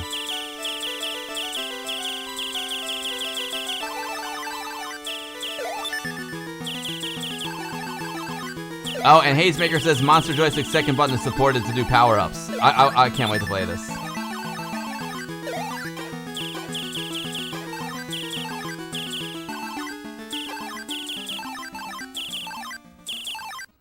It looks amazing. Oh, and CD32 gamepad is as well.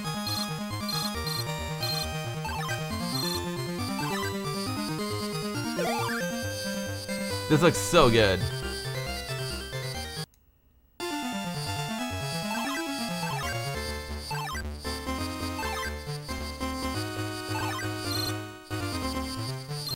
I want to play it.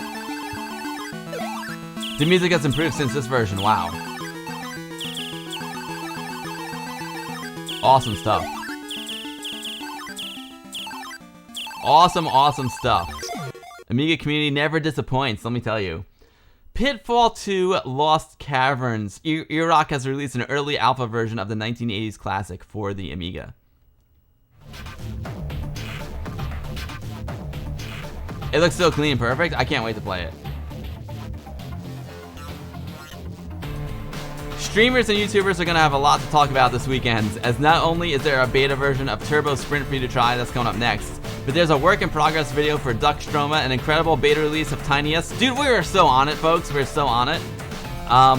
And now, thanks to Erock letting us know, you can play the latest alpha of Pitfall 2 The Lost Caverns, a port of the 1980s classic, which was originally released for the Atari 2600, Apple IIe, Arcade, Atari 5200, Atari 8-bit, ColecoVision, Commodore 64, MSX, IBM PC Junior, SG-1000, Color Computer, and ZX Spectrum.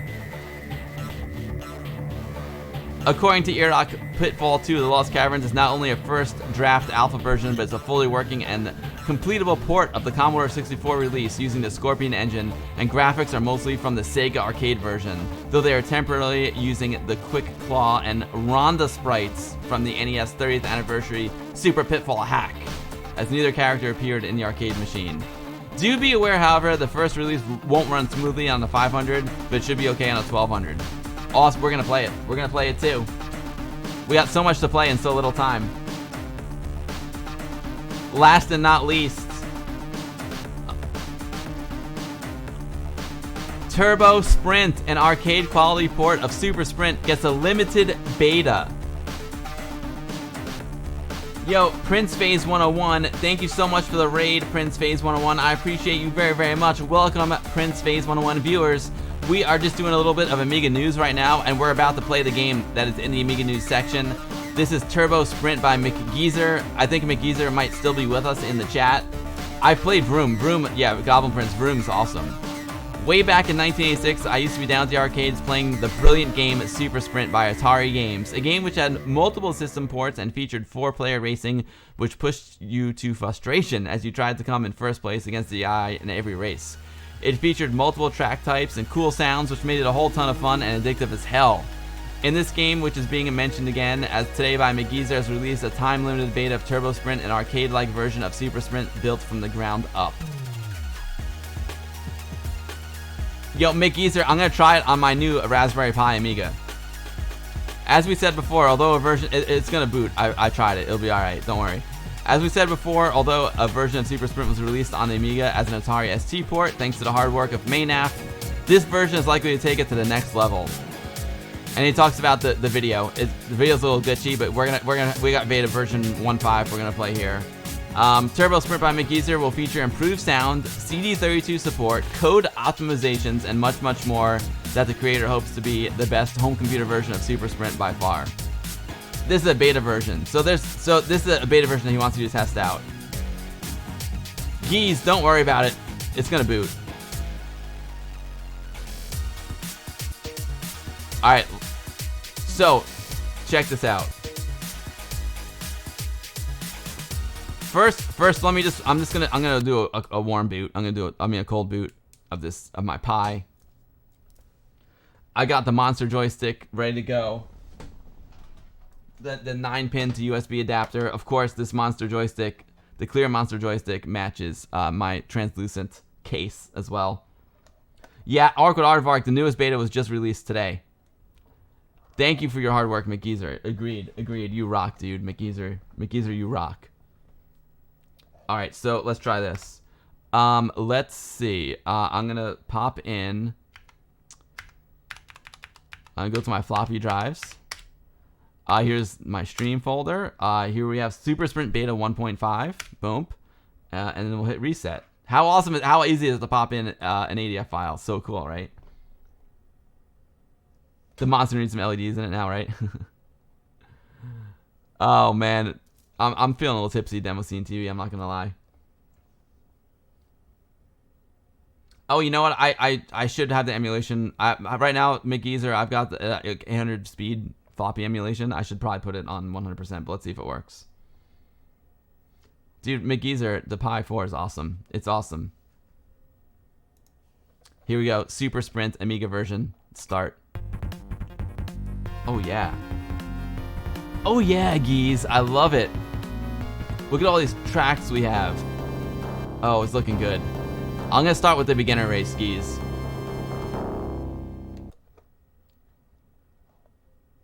Here we go. I'm blue car. Here we go. Whoa, I just... Yikes.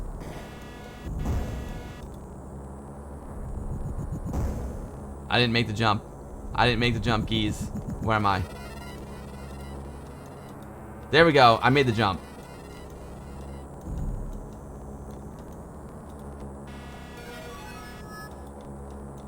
Oh, it looks so good, dude. Now I'm noticing some like scanline. It could be like a high res thing going on.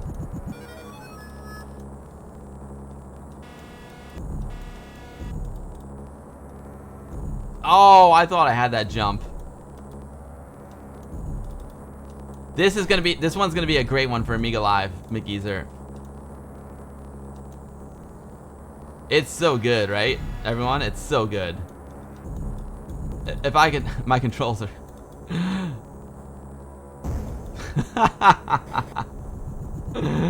The drone cars won't make the jump on this track. Oh, okay. Well, neither did I. There we. I was so close, McGeezer. So close. I gotta dial it back a little bit. Dial the controls back. Settle down. So now you know it works on a Raspberry Pi 4.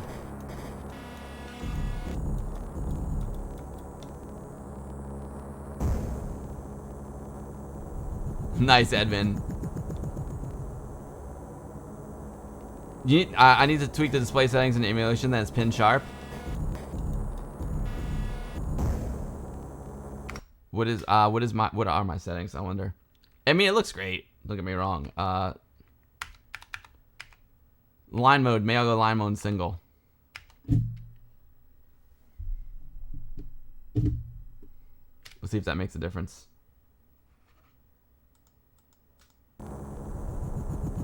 Oh, there we go. Now I got flicker, but yeah, there you go. It was an emulation thing.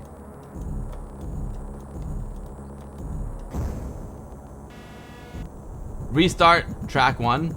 Yeah, I don't know. Why did it start from this one, McGeezer? I don't know. I'm going to switch back to the other mode, though.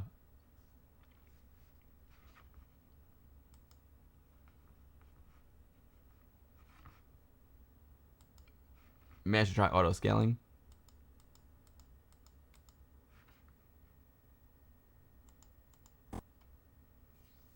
You think that's better? Yeah, but it's flickery. It's really flickery. You like skid marks? I mean, is a classic demo scene, exactly. But the reason why Geezer did this is because there was never a good Amiga version of it. I need a big run up to it. I know. You know, McGeezer, I still the picture of you with the Amiga Act magazine is still the best one of them all. In Winnie, you choose double lines with double fields. Can I do that here? Double lines. Where's it? I don't think I have double fields.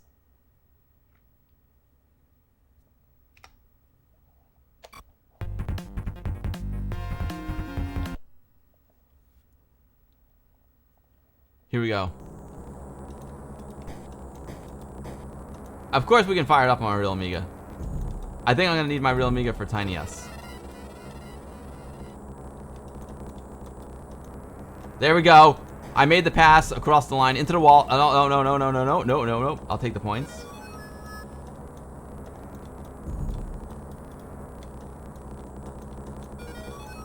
I'll take a little repair. Oh yeah, we're in the lead, folks. In the lead. I gotta hold it.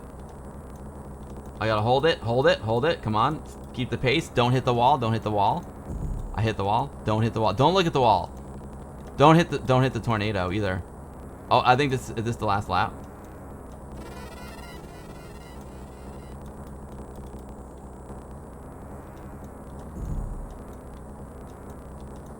Boom. Winner, winner, chicken dinner.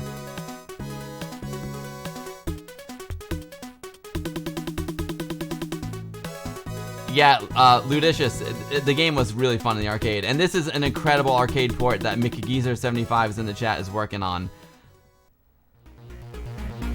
Yeah, it's looking way better than last time, Nivrig, agreed.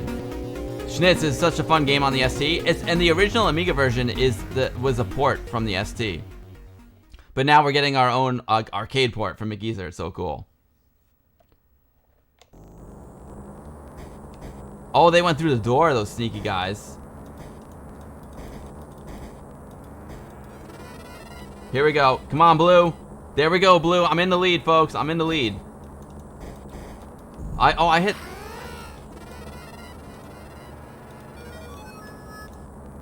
You little rascal going through the door. I'll pass you.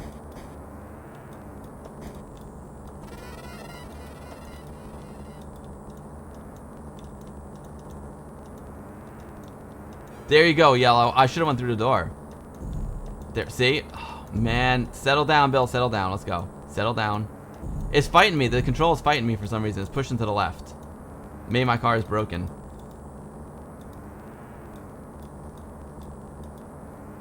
There you go. I made a pass. Oh, man. I got into the tornado. Oh, yeah. I'm going backwards. Oh, I just got owned. Oh my gosh. But my car, I think my car is damaged because it's like pulling hard to the left. Yeah, I lost that one. It's an epic game, agreed, Retro32UK. Maya82, that's right. I forgot about that.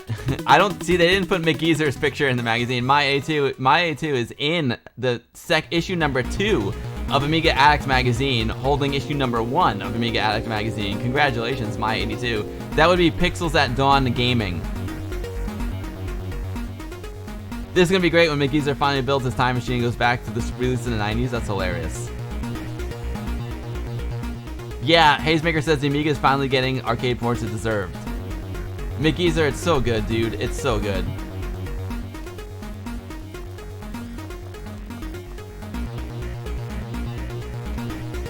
Congrats, Mickey's. It's so good. Mobies, you still haven't gotten issue number 1? Mine just came last week. Pi 7.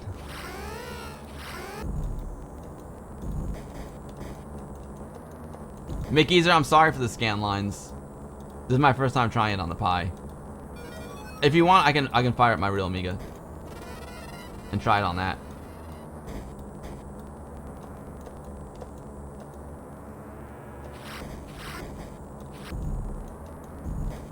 My car is still pulling to the left. There we go. Did that fix it? I think it did. Nope.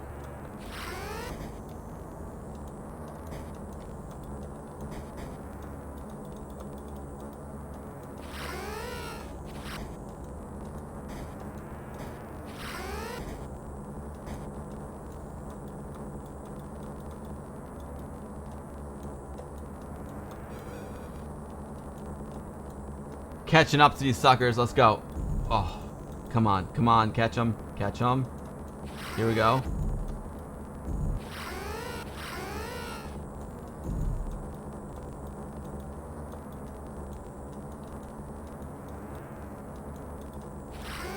Get out of here, tornado.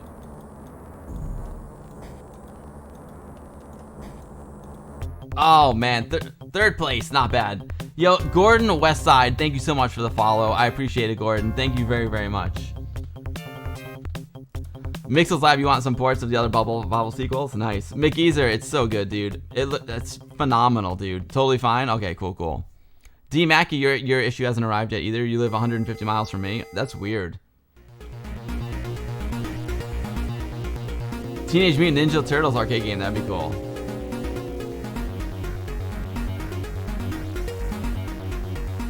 Yeah, Jiro, I was going to play Nitro today, but then all this stuff happened during the week, so I'll definitely play Nitro for the Super League next week, absolutely. Amiga Cammy says the existing version of Super Sprint is a crappy ST port. You're in Missouri, Mobies? Anyway, this is awesome. So guys, we're gonna try Tiny Us next. Let's reset. Actually, I'm just gonna do this.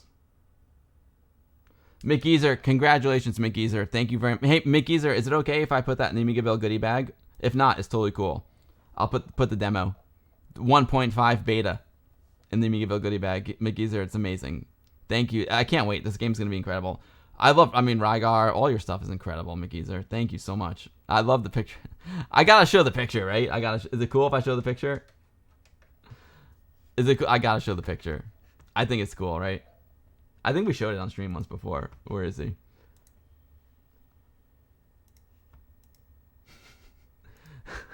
This did not make it. No, McGeezer still got lots of bugs to squash. Yeah, but you're doing great. You're doing great. Look at this, folks.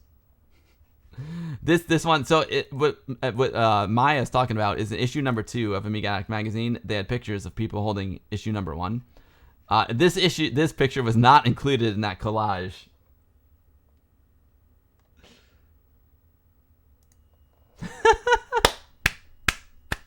Dude, how awesome is McGeezer? And he's drinking a Peroni Italian beer. McGeezer, you rock, dude. You rock, my man. You rock, dude. Oh, it's hilarious.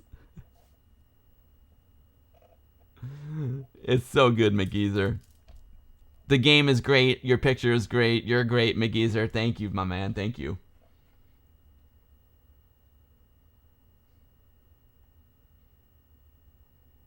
I got too many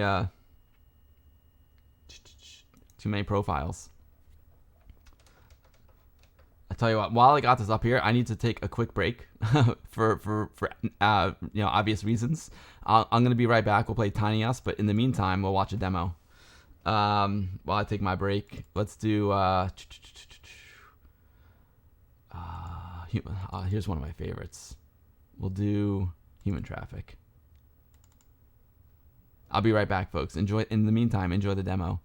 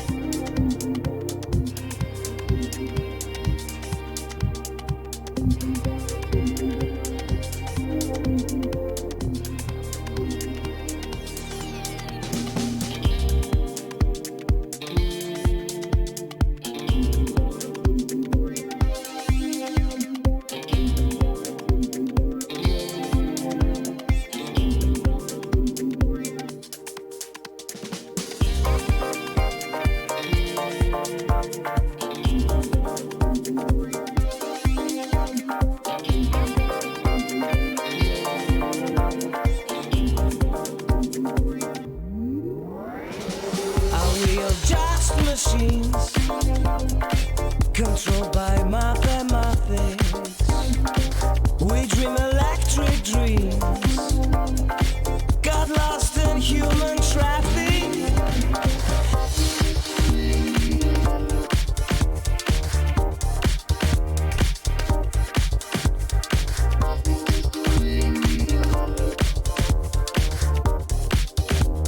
Rob, thank you so much for coming on the stream, Rob. You're amazing. Thank you so much, Rob. You rock. I had a great time chatting with you. Your Solas is amazing. Thank you for all your support, Rob. You're great. Keep up the amazing work. Got lost in human traffic.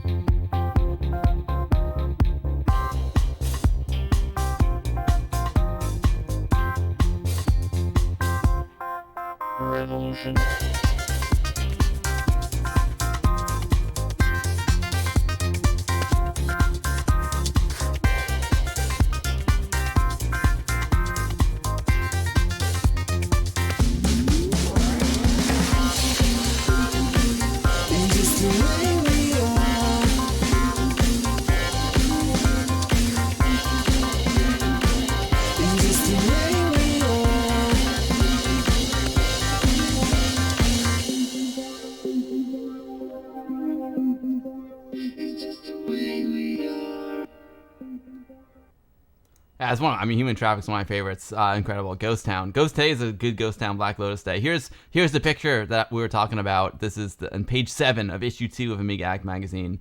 Everyone holding copies. There's Jonah. There's Nivrig, my man. Kim Justice. There's Ravi.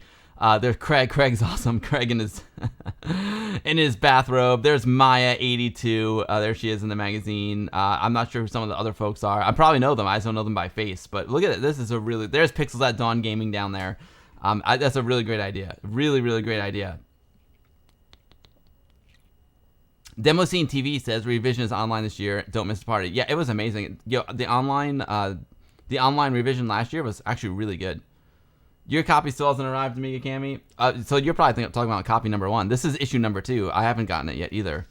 This is only the digital version of number 2. Ed Van Helen says Rob is awesome. When he finishes that project, it'll be Google, Alexa, and smart product compatible. Hilarious. Yo, what's up, ZX Becky? I'm doing great. What time is it? It is 5:01. I got 30 minutes left, and I got a hard out at 5:30, folks, because today there was like a major snowstorm in New York, and I had to drive my wife to work, and she's finished at 6 p.m. and I got to be there. I got to be there at 6 p.m. Another reason why I'm not hitting the. I don't have anything special in my bottles today. It's just water. I'm feeling pretty tired, and I gotta be on point to drive through this blizzard. All right. Unfortunately, I don't think this is gonna work, but let's try it.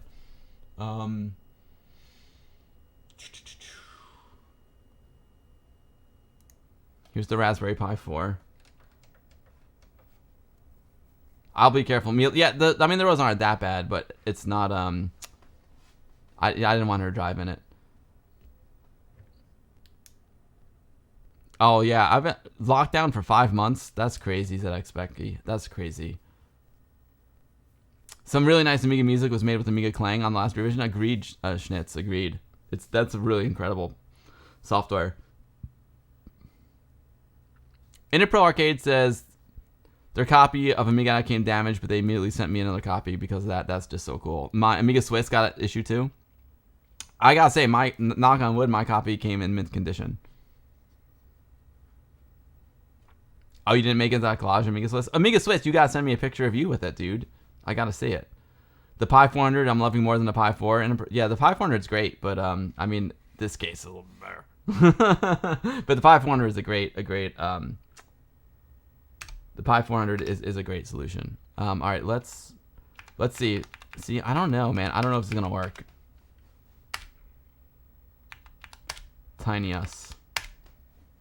I don't think it's gonna work, folks. Unfortunately, but we'll do it with FSUE.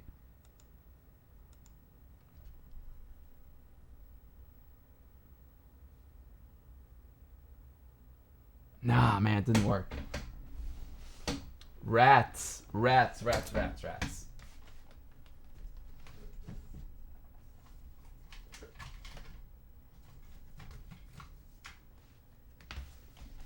All right.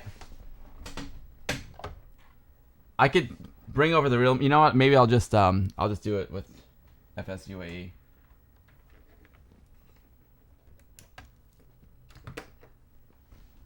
I'll make it quick. We'll do it FSUAE.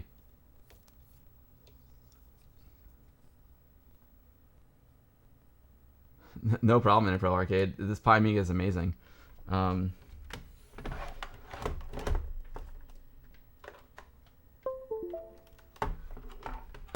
Alright. That's why Replicants is such a cool unit. That's why Amiga failed. Lack of RGB. Hilarious. Let me do this.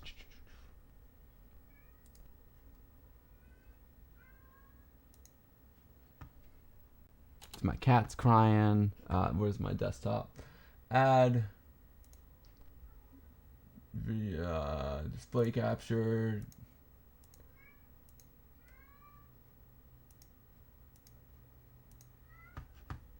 I hear you, buddy. I hear you. I gotta feed my cat too.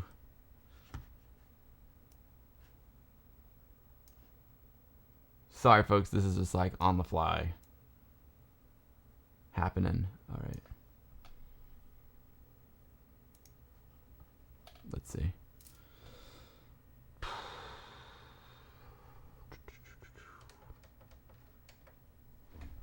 All right. Close this out.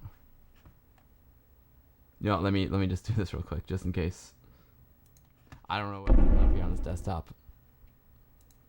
All right, there we go. Okay, let's fire up FSUAE. Disks. TinyUs. Okay.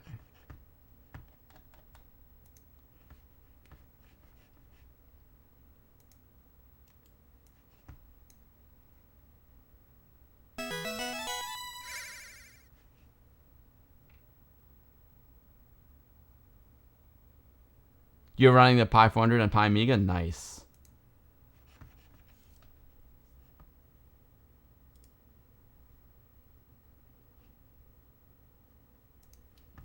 Top. Jesus,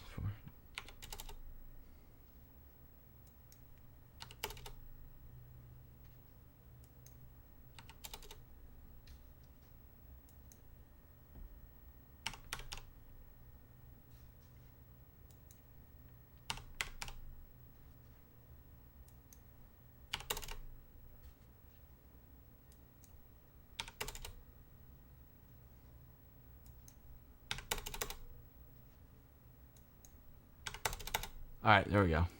Close enough. Is FSUAE better thin WinUAE? Not. It's a little bit quicker to get up and running. It's not. I think UAE is the most powerful. It's the one I find to be the most accurate. But I like FSUAE. FSUAE. It's easy to get up running and fast. And it's. I don't know. There's something about the interface that's just really easy. Whereas WinUAE is so powerful. I always go through all this crazy configuration and stuff. Start. Oh, right. I gotta go back here.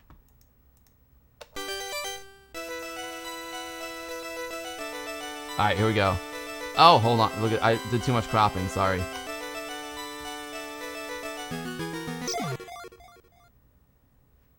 Transform.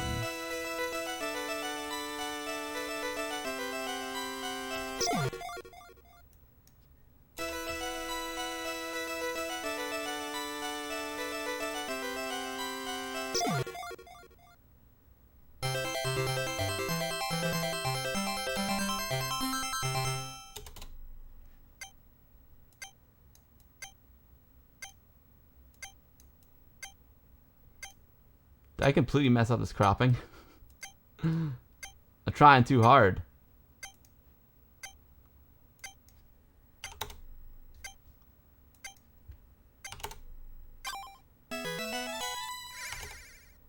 Alright, this will close it. I based the cropping off the title screen, which I shouldn't have done. This will be good for now. It is a great time to be an Amiga fan, I agreed. Clanto gave you a lifetime license for Amiga Forever. Oh, nice demo scene. They have the same code. US FSU is a friendlier and more limited GUI. Agreed. Oh yeah, here we go, folks. TinyUs. Oh my god, it feels so good. I used to love Gradius on my NES, actually. It was one of my favorite NES games. You gotta get those. You gotta kill the whole wave to get those power-ups.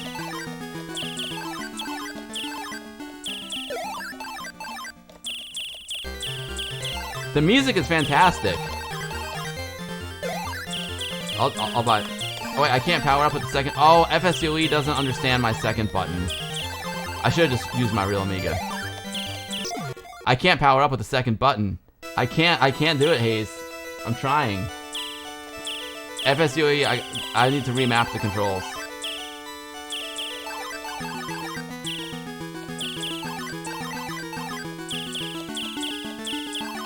Spacebar, okay.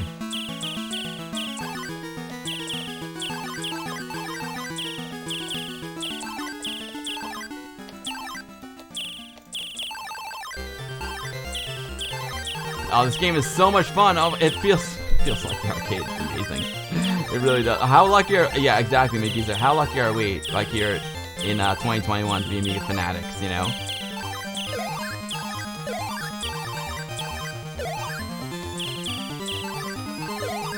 I couldn't take my hand off the controller. The graphics are really nice, right?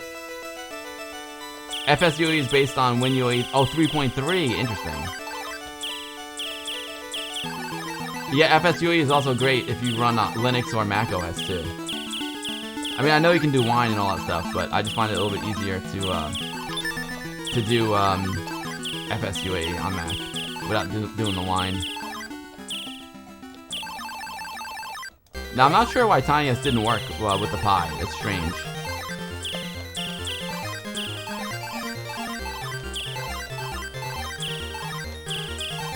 This is too much fun. I want to upgrade my weapon. Laser. Oh, yeah. There we go. There we go.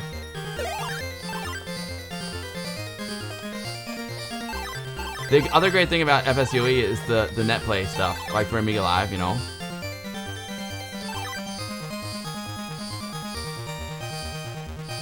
In a Pro Arcade, this works perfectly on your Pi. Which Pi setup do you have? It's very peculiar that it didn't work on mine, to be honest. Do you have the JIT compiler engaged? Maybe I need to mess around with that.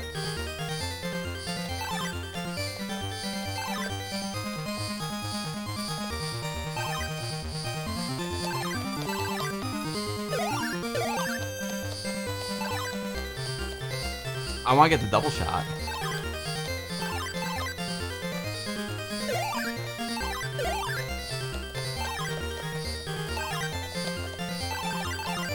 Woo!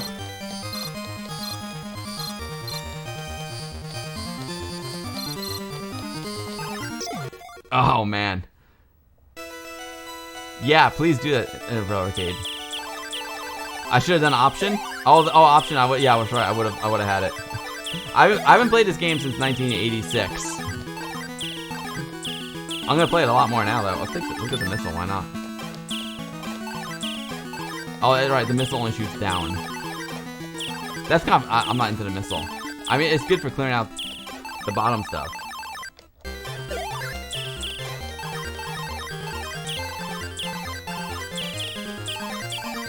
So much going on the screen.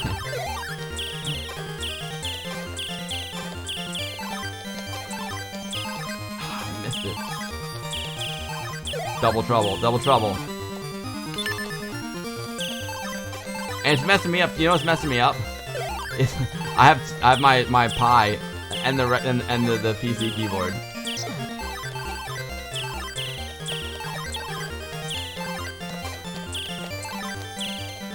TinyUS, this game's amazing. Oh my god. TinyUS Super Sprint. This is incredible stuff, folks.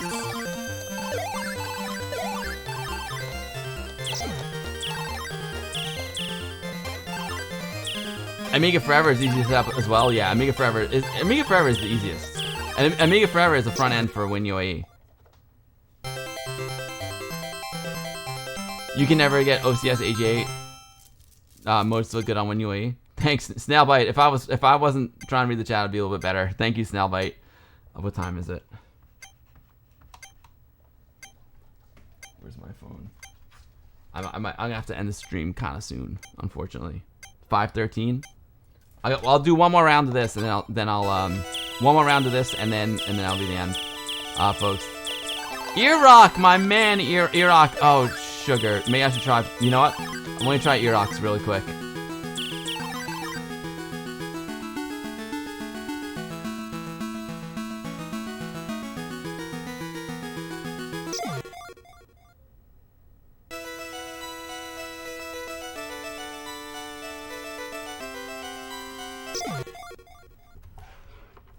Iraq, I got your game here. I'll play it really quick. I got like 15 minutes to be out the door. Otherwise, I'm gonna have a very unhappy wife. All right.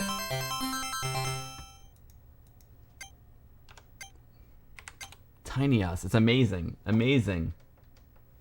All right, let's go back over here. Iraq, I think I got you here. I think I have it. Let's go to. We're talking about the new Pitfall 2 that I don't know if it'll work. I haven't tried it yet. There's a new Pitfall 2 from Iraq.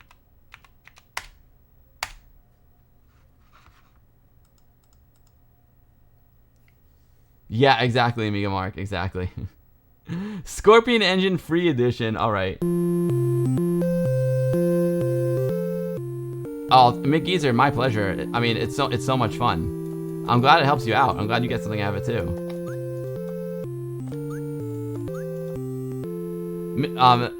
Iraq, I'm sorry. This is gonna be such a fast stream. We had an amazing guest on today. We had Rob Cranley from Amiga Ireland on, and he was showing us his Solas board, and that was just a super cool demo that went a while. And then we were playing Super Sprint from McGeezer. And then a little tiny us. It's been an awesome one.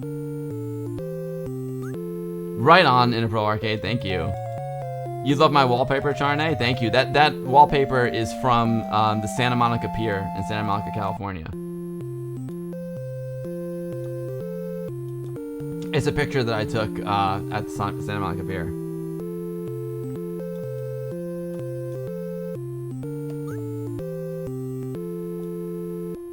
Iraq, it's awesome, dude. Iraq, we talked about this in the Amiga news section. It's a great question. I don't know if Scorpion is cross-platform. Yeah, Poetic Android. Fun fact: Young Jack Black was in the commercial for Atari Pitfall. Yes, you are right. Sorry, I'm not going bigger screen with it, Iraq. Let's go down. Oh, you can swim. Oh, that is so cool. Iraq, it's wonderful, dude.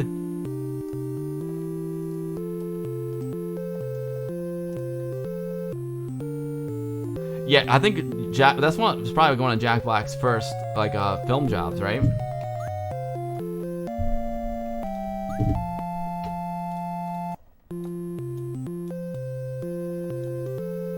Five Card Draw is asking him if Pitfall 2 was ever released on the Amiga, Iraq.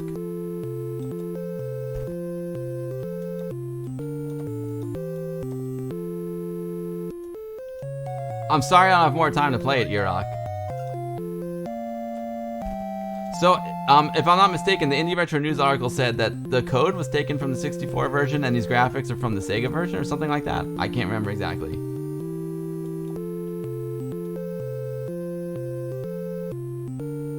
I'm not sure, Demo Scene. Iraq says, Pitfall 2 was never released on the Amiga. This is a port based on the Commodore 64 level, but using the arcade version graphics. Got it. Pitfall 2 on the Commodore 64 is the first game you ever beat. Nice. I'm not sure, Demo Scene TV. Yo, Steve Duff. Thank you so much for the follow, Steve Duff, and welcome to the stream. Unfortunately, I'm just wrapping things up right now. Sinlao, thank you so much for the host, dude. Sinlao, thank you for posting all those free games and discounted games in my Discord. I appreciate you very much. Steve, welcome to the stream. I hope you all have been having fun today. It's been a great stream. I'm about ready to call it quits because I'm actually exhausted. I don't know what happened. I just got hit by the tiredness, and I gotta go drive through a snowstorm right now and rescue my wife at work. But Steve, if you're new to my streams, man, I stream every Sunday here on Twitch. Amiga stuff, 2 p.m. Eastern, 7 p.m. UTC, 8 p.m. Central European time, or 11 a.m. West Coast style in the USA. I'm based in New York, so 2 p.m. New York time. No worries, Sinlao. Sinlao, I'm not gonna lie, it was a good one. You're gonna want to go catch that VOD. Iraq, this is wonderful. I'm sorry I don't have more time to play it, but I do have to get going. Awesome stuff, brother. Yeah, Steve, I'll be back next Sunday, 2 p.m. Eastern. I'm not sure. Next Sunday, we'll see what it'll do. I don't know. It'll be fun, I promise. It'll be fun. Oh, we'll definitely do some Nitro. I'm going to compete in the Lemon Amiga, English Amiga Board competition. We'll do some Nitro. Stuart Johnson 610 says, thanks for another great... Stuart Johnson, thank you for this case. This is a gift from Stuart. Oh, Texas Football, I'm glad you enjoyed it. Iraq, I'm going to play it. I'll play it more next week if you're around. You know what I'm saying? Thank you, Amiga Mark. VOD time later for sure. You know it. I guess I'll go out. Well, I'll start playing a demo, and then you know what I need to do? Oh, that's funny. Thanks, Interpro Arcade. Thank you. I didn't get a chance to play. You know what I need to do? I just want to say thank you to all of my amazing patrons. You all are amazing. Thank you for your support. We'll go to Club Amiga Bill and we'll close out the stream.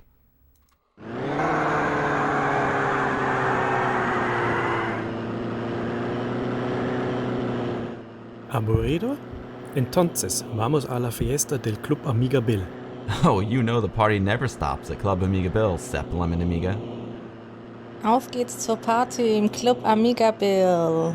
Show your Amiga Bill VIP card to Brother Bill at the door, Maya82. Welcome to Club Amiga Bill. Step right up and have your IDs ready.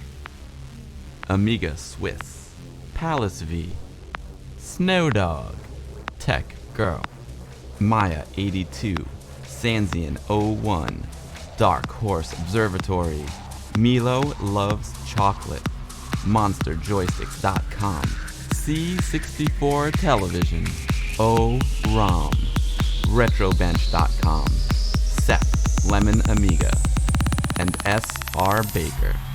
Are you ready? Oh yeah, you know I am ready. Thank you all for watching today, and thank you all for your support. It's been an awesome one. 17-Bit Retro, thank you. K12GS, thank you. Thank you, Mixed Lab. Indie Retro News, you're back. Indie Retro News, welcome back. We did the Amiga News section, it was amazing. Thank you, Sepp Lemon Amiga. Thank you for hanging out in Club Amigaville. You rock, dude. Smash 1980, awesome. Ash said hi. Ash, you rock. Ash, thanks for hanging out. Yeah, Indie Retro News, it was a banger. It was a banger at Indie Retro News. We did so much, and we did lots of Indie Retro News. It was great. You definitely gotta catch the VOD. You know what's really cool? You know what I love? You've probably never seen this demo. The demo that I took this Club Amiga Bill song from with Chaser. It's so good. I'll play it next week. Because I gotta run. Who are we gonna raid? Who are we gonna raid?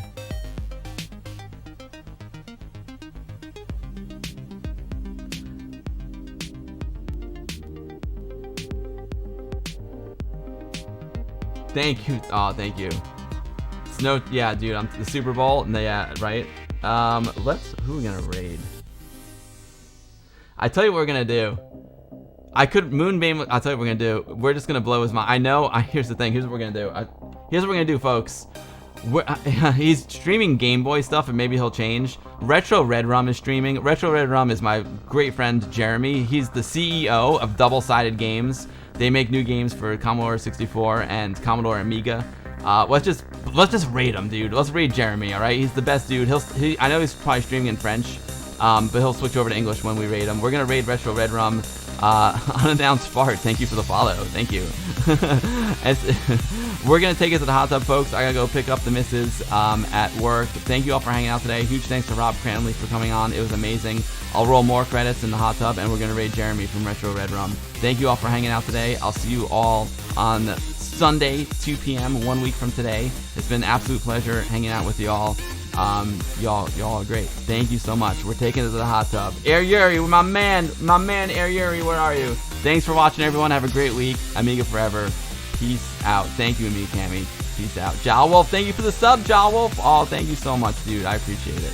Thank you, Jal Wolf. Thanks for the sub. Enjoy the Amiga Bill goodie bags. I'll drop them like on Wednesday or something. Thanks to you, everyone, for the kind words. I really, really appreciate it.